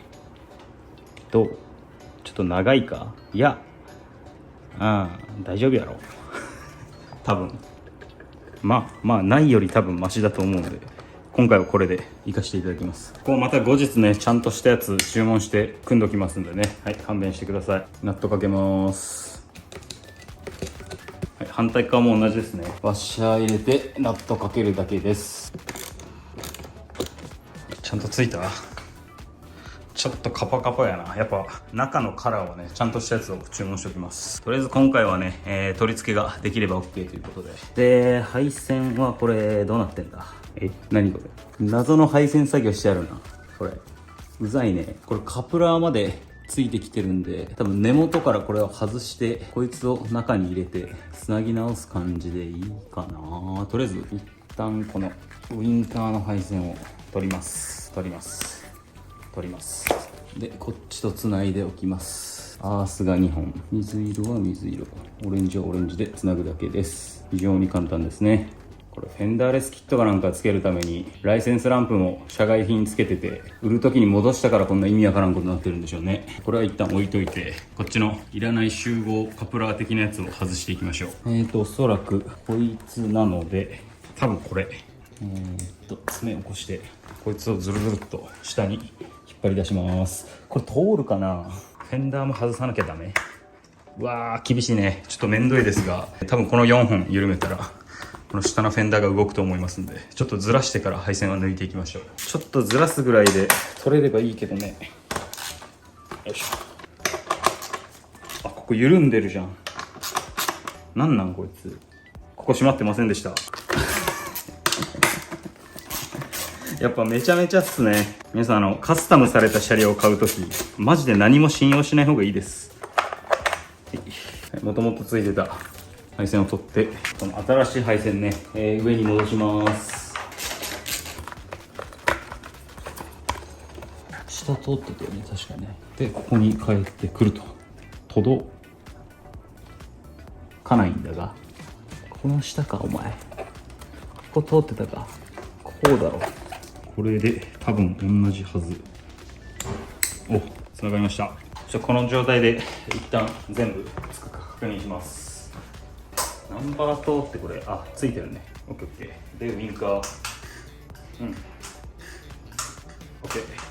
全部つきますね。ということで、組み戻していきます。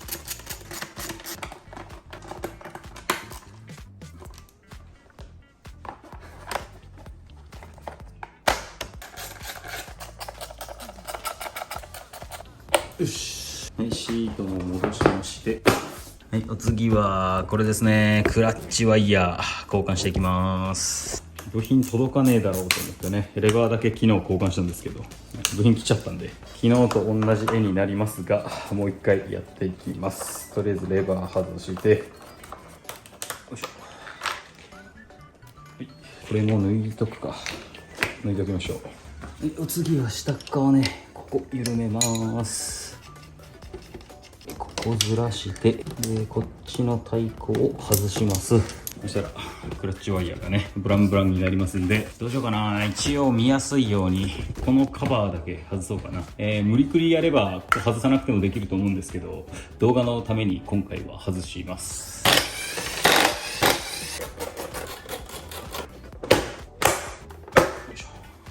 クラッチワイヤーこれですね。こいつを前にズルズルズルっと抜いていきます。よいしょ。でブラーンとさせまして、本当ねこの辺バラしてから外した方がいいと思いますが、すごくめんどくさいので下に引き抜きます。また入れれるかな。これ結構ギチギチやな。まあ大丈夫か。外したクラッチワイヤーこれですね。はい、完全に死んでおります一番外の被覆が破れ、その次も破れ、スパイラルコード的なやつが中にいて、ここまでは行ってないっぽいですね。はい、ギリギリ耐えてて、でその中にね多分もう一段ナイロンのチューブみたいなやつがいて、クラッチワイヤー入ってると思うんですよ。今ねワイヤー動かしてるんですけど、動いてるの見えないでしょ。123、4層構造の被覆に守られています。純正のクラッチワイヤー非常に強いですね。でまだ動き自体はね本当にスルスルで、はい、全然問題なさそうなんですけど、これそのうち、中が錆びてね、こいつが折れて、その中のナイロンチューブが、またひん曲がってダメになってすぐね、良くない状況になると思いますので交換です。新品のクラッチワイヤーこれですね。でかい方のナットがついてきませんので、こっちは最終ですね。はい、バイクに装着していきましょう。はい、あとはつけた時と逆順ですね。ちょっとハンドル切ります。とりあえずこの辺の隙間から出しておきまして、このシュラウドを避けて、合ってるかどうか分かりませんが、最初ねこの溝に入ってました。でイグニションコイルの下を通ってワイヤーをこのクラッチケーブルホルダーに引っ掛けまして通します。でこのナットを再使用ですね。下から通してとりあえず軽くかけといて、でここねクラッチレリーズに太鼓をかけまして、でナットを締める前にレバーをつけましょうかね。でワイヤーの端っこにねちょっと軽くグリスを塗ってクラッチレバーに太鼓をかけてここを通していきます。はい、でボルト刺します。締めます。でもこっち側は本締めしといていいかな。よいしょ。でこの状態だとまだスカスカなんでこっち側でね調整していきます。真ん中ぐらいで一旦様子見るか。これでクラッチを揉んでちゃんと切れてるかチェックですね。だいたいいい感じなんでね、こっちをロックします。よいしょ。で下側が決まったらもう一回こっち側を調整ですね。微妙に遊びがあった方がいいんでこのぐらいでロック。で一番大事なのがハンドルロックとかに当たってね被覆がもげないかちょっとチェックします。何回かねこうやってハンドルを切ってこのハンドルストッパーの下側に今行ってないんでね多分これで大丈夫なはずですが、なんかねもうちょっとうまいこと固定できる場所があればいいんですけどなさそうだなこれ。まあいっか、最初より全然切れ角も上がっての噛んでないですからね。はい大丈夫でしょう。あとは横のカウルを戻していきます。はい、これでクラッチワイヤー交換完了ですね。もともとついてたやつもね一番内側の被覆までは行ってなかったっぽいんで、なんかレバーの握りが重いとかはありませんでした。こんな状態でこっからねもう一段ダメになりだしたら多分あっという間にねワイヤー切れると思いますんでね、もしね、この方のグロムで、セパハンに変えてる人とかねハンドルの高さ下げてる人いたらここね注意しておいてください。お願いします。でこれでね今日届いた分の部品はもう組んじゃったんですけどまだね、マフラーのガスケットだったりとか、このキャップだったりとかね、届いておりませんがちょっとね明日このバイク使う用事ができてしまいましたんで一旦組みます。ナンバーももうありますからね、とりあえず組んで、軽く乗った後に、また部品が届き次第ね、ポロポロポロっと交換していって一番最後にね軽く洗車してからこの動画は終わりにしようかなということでね、一旦マフラーとナンバーつけてね乗れる状態まで持っていきます。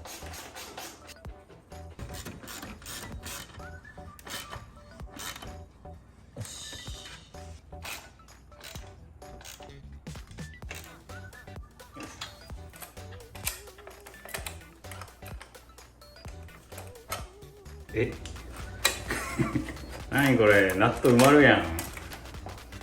めんどくさ。ここにカラーがいるね、これで組むか。こうしよう。さっきのカラーね裏からはめます。 OK。 はい、ナンバーまで着きました。とりあえず乗れるようにはなりましたんでね、一旦ガソリンデモを入れに行ってその後ね、また部品交換していきますんでもうちょっとだけこの動画続きます。ということで次のシーンへ GO。 はい、さっきねガソリン入れに行ってきたんですけど、ちょっと問題が発生しました。とりあえず見てもらいましょうかね。3速ですね。オイルギャンギャン回ってます。スピードメーターが動きません。でこんだけばらけてるってことをね、配線の点検をすでにしてあります。一応こいつがですね、車速パルスセンサーの、カプラーですね。エンジンのね真後ろについてて多分これエンジン下ろさないと交換できないんじゃないかな。で一応ねセンサー用の 5V 電源はここまで来てましたんで電源はオンになっているはずです。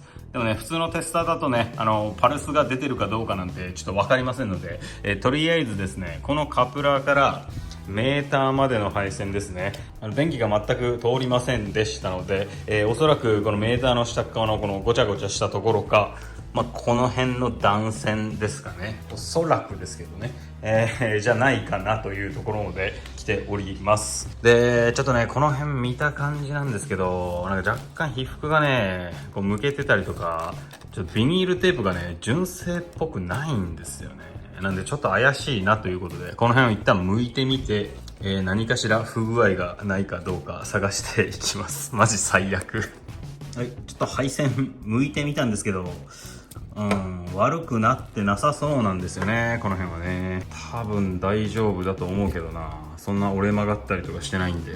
ということはこっからそこのカプラーまでのどこかが何かに引っかかって切れたりとか傷んだりとかしてる可能性があります。もしくはセンサー自体の故障とかもありえるっちゃありえるんですけど、一応ねこっち側のカプラはね右側2つが電源のとこなんですけど、導通はしてるっぽかったんでね、なんか完全にこっち側の配線が断線したとかそういうのはなさそうなんですけどね、どうでしょうね。2021年式なんでね、そんなすぐぶっ壊れると思ってちょっといろいろ調べてみたんですけどね、これより前の方はですね、このセンサーの根元のところのね配線がちょっと弱くてね、なんか断線して、スピードメーター動かなくなったりするみたいなのがあったらしいんですけど、この JC92 型ではねそんな見つからなかったんで、一体何がどうなっているのか謎でございます。ちょっとめんどくさいですけどね、メーター動かないとね公道走れませんので、どうにかこうにかして直さないといけません。非常にだるいです。とりあえずなんか原因が分かるまでカットしましょうかね。はい。あれから4日ぐらい経ちました。診断がとりあえず完了しましたんで、現状どんな感じなのかっていうのをね、一応報告したいと思います。とりあえずですね、配線図もない状態で、なんかいろいろ触ってもようわからんなってことで、これですね、この奥についてる、見えないんですけど、スピードセンサー、こちら。エンジン下ろさないと交換できないんで、とりあえずエンジン下ろして交換しました。それで治ったらいいなーって思ってたんですけど、治りませんでした。これの前の方ですね、JC61 とか75はですね、このスプロケットカバー外したところにちょうどスピードセンサーついてて、なんか配線の根元が弱いらしくね、断線したりすることがあったっぽくて、ワンチャン JC92 でもそんな感じだったらいいなって思ってたんですけど、違いましたと。で、この間なんか導通がねえみたいな話をしてたと思うんですけど、全然導通してました。メーター側のですね、配線見る場所を間違っておりまして、再度点検したところ、センサー側のカプラーからですね、このメーター側のカプラーまでの導通すべて確認取れましたんで、現段階で言うとセンサーは新品交換済みなんで OK と、センサーからメーターまでの配線にも異常はなしということは、メーターが怪しいなということで、ちょいちょい調べてみたんですけどね、メーター内部の端子間抵抗とかね、そんなものは情報ありませんので、とりあえず現状メーターを交換してみるほかないという状況になっております。メーター交換車にはなってしまいますけど、スピードメーターが動かんよりはマシだということで、このメーター本体をね、ちょっと修理しようかなとも考えたんですけど、厳しいですわな。まずね、表からではね、何も見えませんのでね、この基板に刺さってるハンダを全部一旦溶かして、ピーッと外しまして、この基板ですね、これを外してから、診断スタートっていう感じになります。はい。そこからですね、何かしら部品が壊れてるんだったら、そこを交換すればいい話なんですけれども、その部品単体で手に入るのかどうかっていうのもわからない状態ですし、このメーターの内部修理なんでね、やったことありませんのでね、何がどうなっているのかとか想像もできない上に、サービスマニュアルにもね、この内部がどういう制御で動いてますみたいな情報はありませんので、メーターをちょっと購入する流れでいくか。とりあえずね、部品探してみます。対仕様のやつが買えればいいんですけどね。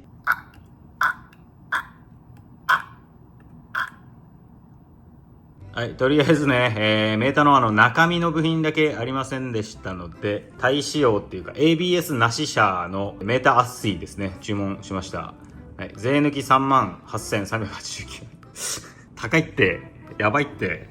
いやー、クソ金かかりますね。そのうちですね、純正のステップキットに戻そうかなと思っておりますんで、その辺の部品も一緒に注文して、今回合計46,299円。はい、追加注文です。信じられないぐらい金かかっております、こいつ。ということでね、もう外装は全部取り付けていいかな。あとメーターが届いたらカチャッと刺して、タイヤ回してみて、スピードメーター動くかどうか判断っていう感じになりますんでね。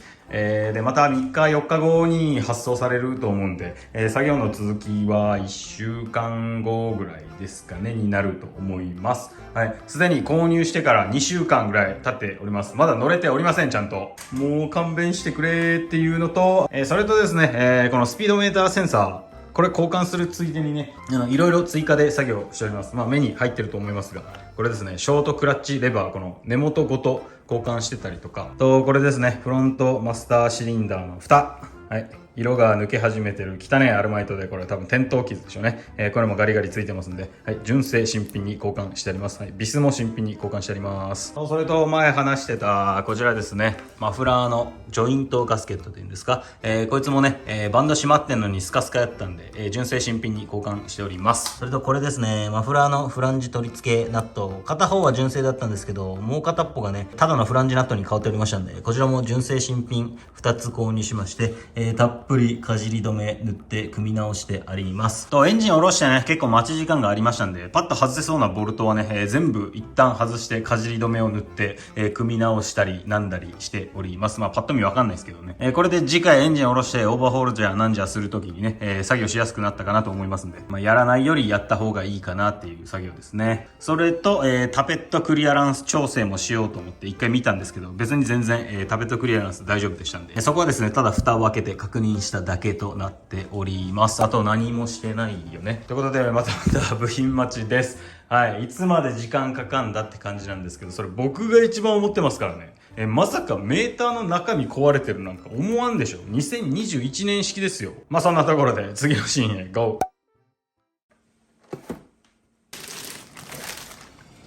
届きました。42,000円メーターアスイ。はい、とりあえず装着してね、メーターが動くかどうか見ていきましょ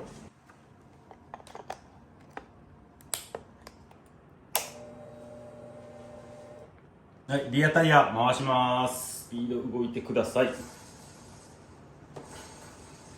動いた。よかった。はい、メーターアッシー交換したらね、スピード動くことが分かりましたんで、これですね、クリップナットを外してこっちに移植して、バイクの方にしっかり固定していきましょ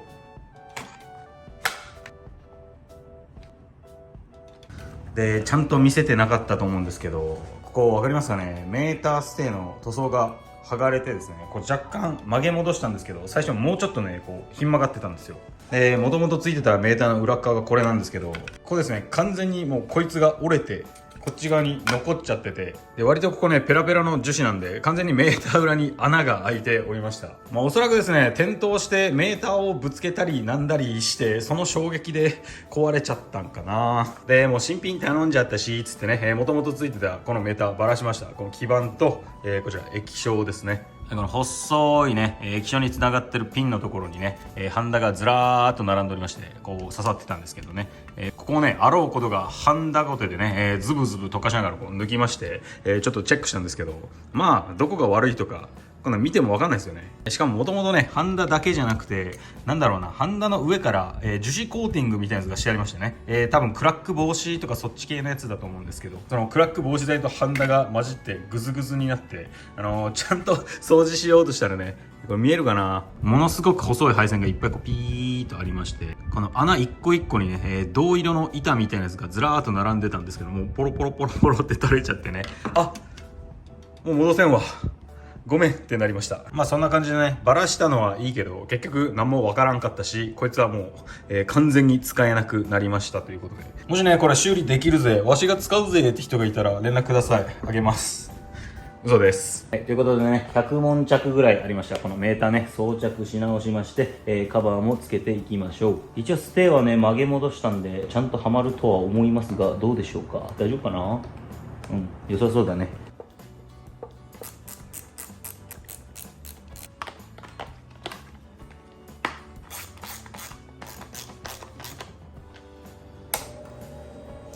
はい、これでね、当分バッテリーを外したりメーターを外したりすることはもうないと思いますんでね、時間の設定などしていきましょうかね。はい、せっかくね、レブインジケーターもついてますんでね、その辺もセッティングしていきましょう。マックスだろ、1250。マックス明るさにしといて、こういう機能もあるんですよね。シフトチェンジした時にシフト回転数が残るみたいな。これはいらんか。うん、いらんわ。はい、ということでメーターのセッティングはこれで OK です。あとどっかにね、メーター交換何キロってテプラーかなんかでシール作って貼っとこうかなと思います。よーし、これで一旦整備の方は完了でございますね。いやー大変でしたね。後年式低走行につられて買ったら、まさかの、不具合箇所を多数。なんなら、高い高いメーターまでぶっ壊れてたっていうね。はい、すでに部品代だけで8万円かかっております。これがリアルですし、おそらくね、現段階で動画時間が1時間半超えてきてると思います。追加料金8万払ってね、皆さんが楽しめるようなね、内容の濃いコンテンツが出来上がってるんだったらもうそれでよしという感じでございます。チャンネル登録、高評価してくださいね、ちゃんと。それと作業は完了したんですけど、まだね、ちょっと汚いところなんかありますんでね、一旦洗車しまして、軽く乗りに行ってからこの動画は終わりにしたいと思います。目指せ2時間超えの動画ということでね、今日はもう真っ暗ですんで、続きはまた明日やっていきます。次のシーンへゴー。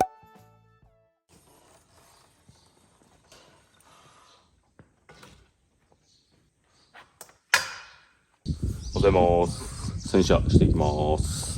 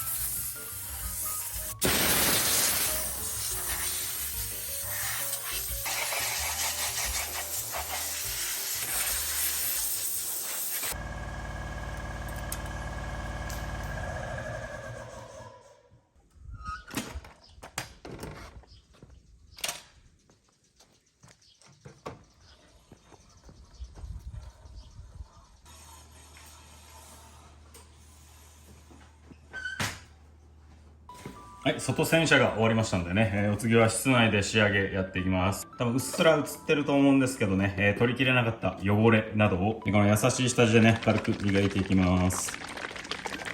よく振って、フロスに出して、はい、あんまり力入れずにね、軽く磨いていく感じですね。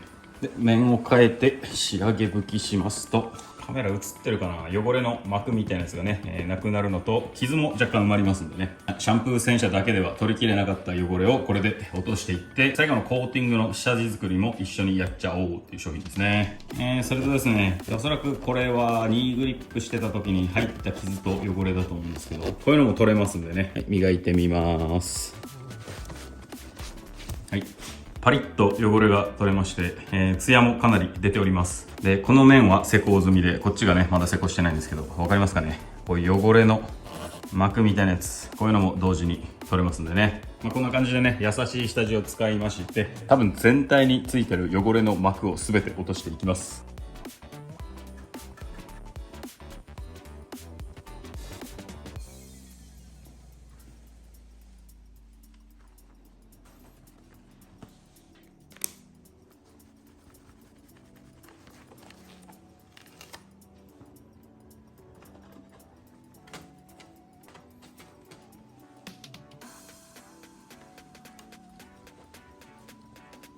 ちょっとここの傷がひどすぎるんでコンパウンド使います。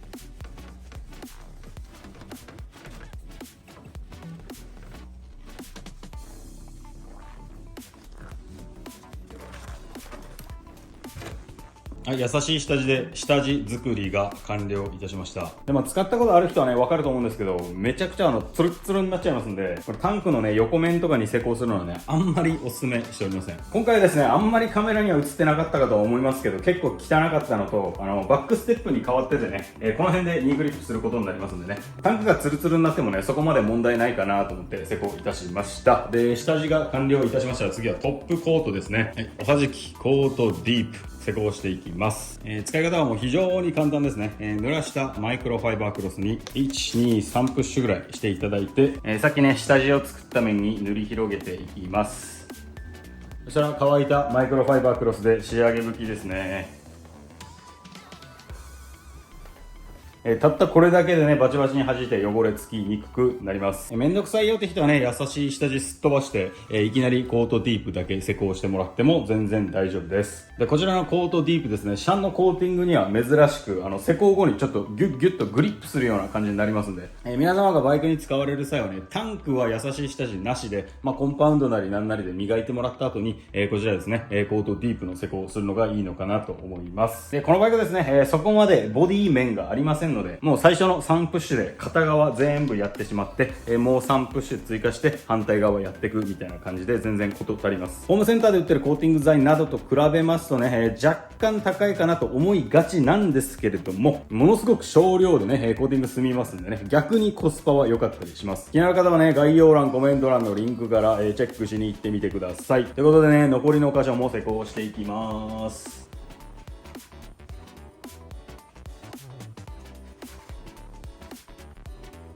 テールレンズだったりね、ヘッドライトレンズなんかにもそのまま使えますんでね、固形ワックスみたいに塗り分けがちょっと難しいみたいなこともありません。はい、半分終わりましたので、1、2、3プッシュ追加して、はい、塗り広げていきます。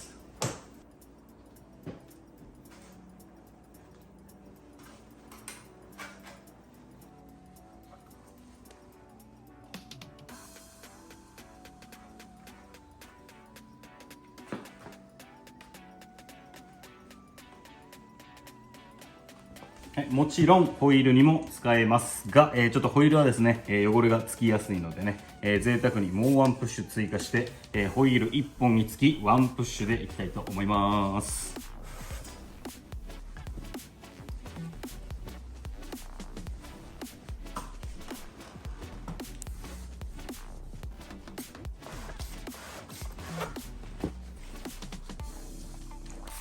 これね、ホイールの細かいところなんかね、濡れクロスで施工しますとね、汚れ落としとコーティングがね、同時にできちゃいますんで、若干めんどくさいんですけどね、ホイールまでコーティングしとくとね、バイクの見栄えも結構変わりますし、バイクの中でね、一番汚れやすいのがね、ホイールだと思いますのでね、コーティングしとくことによって次回の洗車も楽になります。バイクのどこにでも使えてね、簡単に施工できるコートディープ。どんどん気になってきた人が多いんじゃないでしょうか。再三申し上げますがね、気になった方は、概要欄、コメント欄のリンクからね、商品ページ見に行ってみてください。はい、トップコートですね。コートディープの施工完了しました。わかりますかね、この光の反射の仕方。おつやつやです。で、お次はこちらですね。おはじき黒幕。これね、樹脂部品のコーティング剤なんですけど、まだね、バイク新しくて結構樹脂綺麗なんで、今のうちにね、もっと綺麗な状態を保てるように、こちら塗っていきます。で、こういうとこね、塗りにくいので、外してから塗っていきましょうかね。せっかくなんでね。ということで、シートとこのシュラウドはですね、取り外します。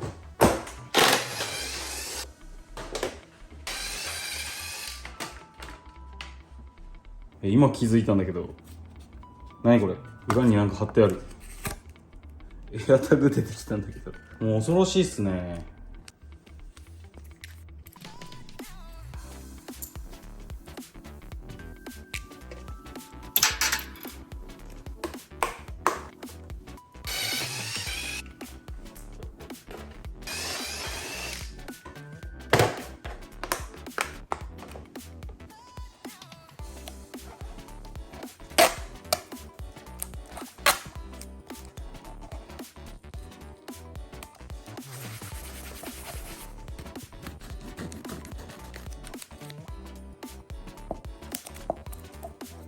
はい、バラシが完了いたしましたんで、黒膜ですね、施工していきます。付属のスポンジをですね、使いやすい大きさにカットしまして、はい、ちょんちょんちょんとスポンジに出します。はい、そうしましたらね、樹脂部品に塗り広げていきます。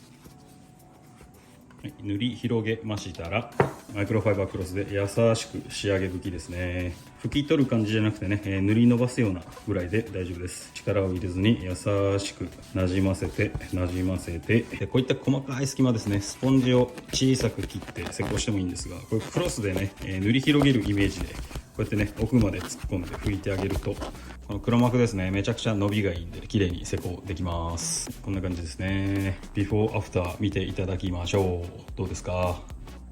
はい、こっちもねまだ全然汚くはないんですけど、もう新品以上の輝きになります。ということで、もう片方も施工していきましょう。さっきも話したようにね、めちゃくちゃ伸びのいいコーティングになってますんで、スポンジに追加せずそのまま施工します。はい、こんな感じです。めちゃくちゃ綺麗になります。もともと綺麗な樹脂ですらここまで差が出ます。古い原付のねステップボードなんかもやった日はもうとんでもなく綺麗になりますんでね、何回も申し上げますが、気になった方はね、商品ページの方見に行ってみてください。どんどん施工していきましょう。いや、やっぱ素晴らしいですね。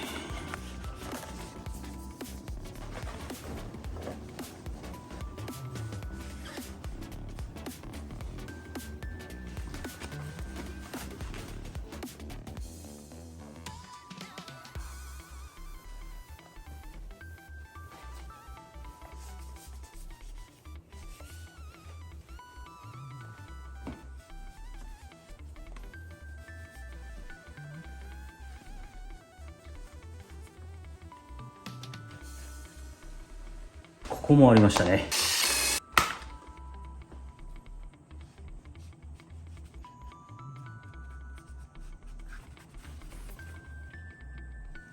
はい、これで黒幕の施工完了ですね。で、施工後はですね、24時間は水に触れないようにしていただくっていうのと、黒幕の効果後にですね、コードディープ上からさらに塗ってもらうとね、より効果が長持ちしますんでね、もしよかったらセットで使っていただけるとより良いかなと思います。ということで、外してた部品を組み戻していきましょう。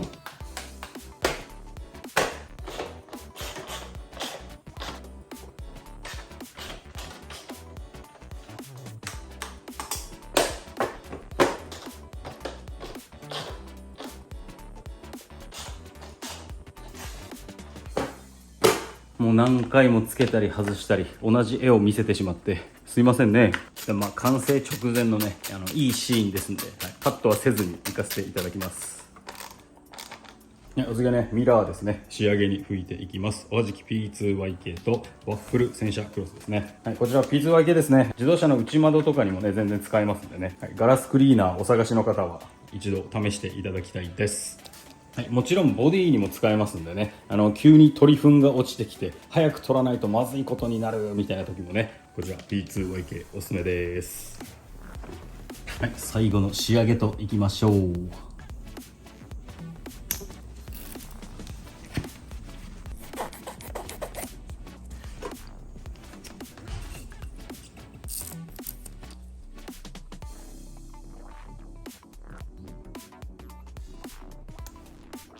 すごく見づらいけどちゃんとそこにいます。てかこれ純正のエンジンの塗装めちゃくちゃ弱いっすね。どこそこ剥がれてきてる。エンジン開ける機会があったらサンドブラストしてちゃんとした塗装をしたいと思います。気になる方はね、今のうちにチャンネル登録しておいてください。よろしくお願いします。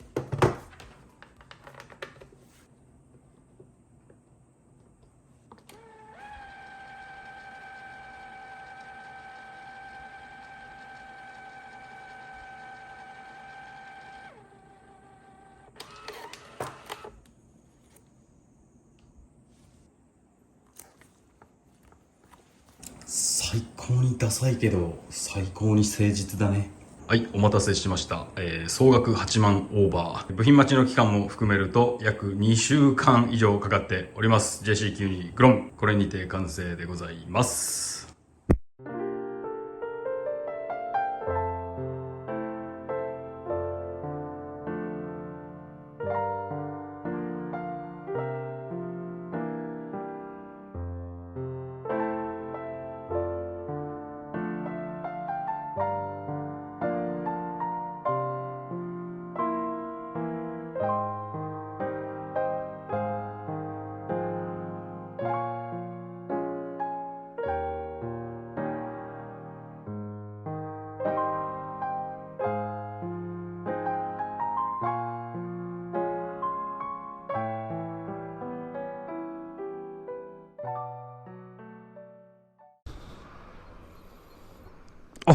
どうもどうも。見えますかね。約22キロ走りまして、山の上のいつものとこですね、やってきました。で、平均燃費これ、やばくない？ 42.4 キロ。ほぼ上りだよ。メーターが壊れてんじゃないかってぐらい燃費いいんですけど、僕の前でメーターが壊れてるはもう今後禁句ですからね。はい。ということで、エンジンをピューンとかけまして、乗っていきましょう。はい、ということでね、完成したグロム乗ってるんですけれども、特に言うことはないですね。はい。グロムに乗ってる元ブロガーさんたちって多分2億人ぐらいいて、全員大体同じこと言ってると思うんですけど、強いて言うとするならね、このバイクももうひたすら何もないバイクですね。とんでもなくフラットな特性で、何のドラマもなく、上までタラタラタラーっと吹き上がって、加速していくエンジン。小柄な車体でね、誰でもひらひら簡単に、扱うことができるバイクじゃないかなと思います。大体こんなことみんな言ってるでしょ。僕もあんまり感想は変わりません。125の横エンジンなんつったらね、もう大体みんな想像つくでしょ。あ、そんな感じね。わかるわかるって感じだと思います。はい、マフラーも純正ですし、エンジンの感覚としてはもう至って普通なね、何もないすごく上等な、普通のエンジンです。エンブレがきついわけでもなく、アクセルひねったらドカンと加速するわけでもなく、本当に何もないがそこにあります。でもこれはね、けなしてるわけじゃなくてね、褒めてるんですよ。なんか量産車のエンジンってそうあるべきだと思ってるんですよね、僕はね。なんかレースやるとかだったらまだね、味付け変えてね、もう上でしか全く使えねえみたいなエンジンでもいいと思うんですけど、こういうバイクのエンジンはね、もうこれであるべきです。何もないがそこにある。はい、これこそがですね、世界のホンダが世界に向けて作ったね、ザ・スタンダード 125cc エンジンであるという感じですね。もうこれ以上言うことねえわ。その辺のね、元ブロガーさんたちとちょっと違うのはね、バックステップとセパハンがついてるって点なんですけど、きついわ普通に。動画の中でもね多少話したと思うんですけど、このバックステップね、一番純正寄りの位置にしたところですごいバックでアップなんですよね。なんでね、結構無理やりね状態を起こして乗ってるんですけど、一番快適に乗れるポジションはどこかっていうと、ここなんですよ。これ本当にね、レースやるぞみたいな格好が、最もシフト操作、リアブレーキ操作しやすくてね、ハンドルもね肩の力抜いて握れるっていう体勢がこれです。もうね、シートのタンデムベルトの上に座ってるような感じ今。これはちょっと街乗りは無理やな、きついな。きついです。でこの体勢じゃないとね、バイクにしっかりグリップできないんですよ。体をニーグリップもまともにできないっていうか、足がね完全に前向いちゃってるんで、結構きつめにねブレーキかけたりすると体がこう前にね飛んでいきそうな感じがします。やっぱね由緒正しき大まともなレース用バックステップでしたね。ハンドルの方なんですけど、これはですね、一応そんなカリッカリのセパハンじゃないとはいえ、純正よりも下がった状態なんで、そこまでね気になるほどではないですが、若干低いんかなっていう印象は受けます。でもなんか早急に純正に戻さないとまともに乗れねえみたいな感じはしないんで、ハンドルはそのまんまでもいいかな。バックステップはね戻します、純正に。でヤフオクかなんかで売りましょうかね、ステップはね。で大量にかかった部品代をちょっとでもペイできればなっていう感じです。でこのチャンネルの動画をね昔からね見てくださってる人たちはね知ってると思うんですけど、僕ってねオフロードバイク気違いで、なんならねオンロードなんて走ったとこで何も面白くねえみたいなことまで言っちゃってるんですよ。そんなやつがですよ、なんで急にこのグロム買ったかと言いますと、うちのガレージにですね、これまたね古参の方なら知ってると思うんですけど、エイプ100が置いてあるんですよ。それにねちょっとオンロードタイヤを履かせまして、膝すり遊びでもしてみっかーって言ってね、やってみたところクソほど面白くてね。で僕の兄貴のねこの間動画でも登場してたと思うんですけど NSR50 ですね。で別の友達がねKSR110 までねうちのガレージに持ってきて、ミニバイク祭りが発生しておりまして、で会社からね1時間ぐらいのところにカートコースがあるんですけれども、そこね平日半日貸し切りなんと3万円なんですよ。めちゃくちゃ安いの。そこでねミニバイクでやんや走ったら絶対面白いだろうなということで、僕もね12インチの、ミニバイク買おうとなりまして、購入いたしました。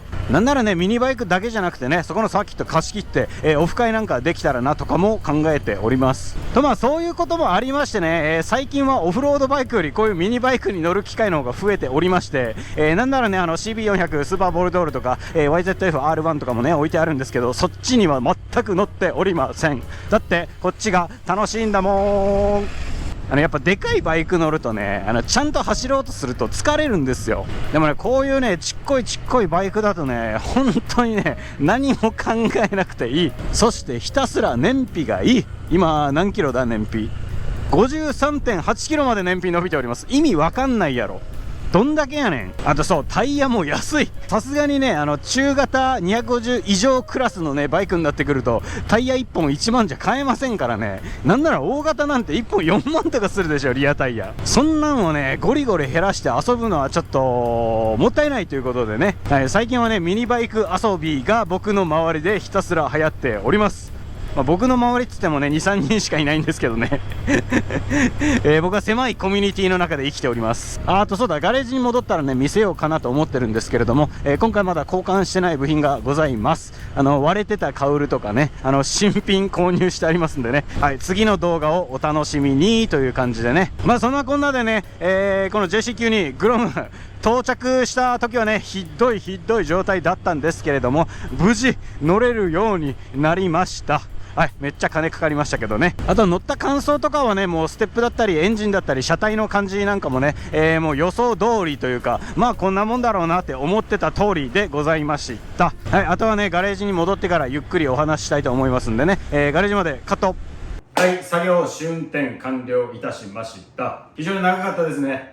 後年式低走行車を購入してね、消耗品だけちょちょいと変えて走りまくるぞーなんて思ってたらこれですよ。車両代28万、落札手数料1万5000、送料2万、部品代8万、合計 39.5 万。現行の新車が買えちゃいます。さらにですね、先ほど話してたタイから直送純正新品の外装キットですね。こちらが 18,800 円、送料が5500円と、純正ステップアスイヤフオクで送料込み5340円と、ステップ装着用の細々した部品たちですね。こちらが全部で4000円ぐらい。それとですね、まだ届いてないんですけど、破れてたシートカバーも購入しております。送料込みで1万4000円。今アメリカからこっちに向かってます。はい、次回動画で交換予定の部品たちが合計4万7000円ぐらいですね。はい、新車価格を大きく上回りました。まあ救いがあるとするんだったらですね、僕には必要ないバックステップキットと、この車外のね結構お高めなハンドルがついてることぐらいですかね。全てを精査した結果、完全敗北です。でもいいんです。それはカスタム笑いされたバイクを選んでしまった僕に責任がありますし、テプラを剥がせばね新車として売れるのでね、そこまで損することはないでしょう。嘘ですよ。そして一番大事なのはですね、皆さんに素人カスタムバイクの危険性っていうのを伝えることができました。僕自身もね、より一層素人カスタムバイクのヤバさっていうのを実感することができました。そこまで入れると、こんなもんだろう。よかったって感じですね。あとそうだ、乗ってる時に話してなかった、30番のオイル入れたフロントフォークですね。もしかするとね、硬すぎて跳ねたりしないから大丈夫かなと思ってたんですけど、全く問題ないどころか、フロントフォークの動きがすごくゆっくりになって非常に乗りやすいです。段差なんかもね、ぬるっと通り過ぎることができます。はい、グロムのね、フロントサス、スカスカすぎて嫌だっていう人は、カヤバの30番のオイルですね、入れてみると、いいかもしれませんね。ということで今回は、ヤフオクで後年式低走行のグロム買ったら、思ったよりひどかったでした。チャンネル登録、高評価も忘れずに、ありがとうございました。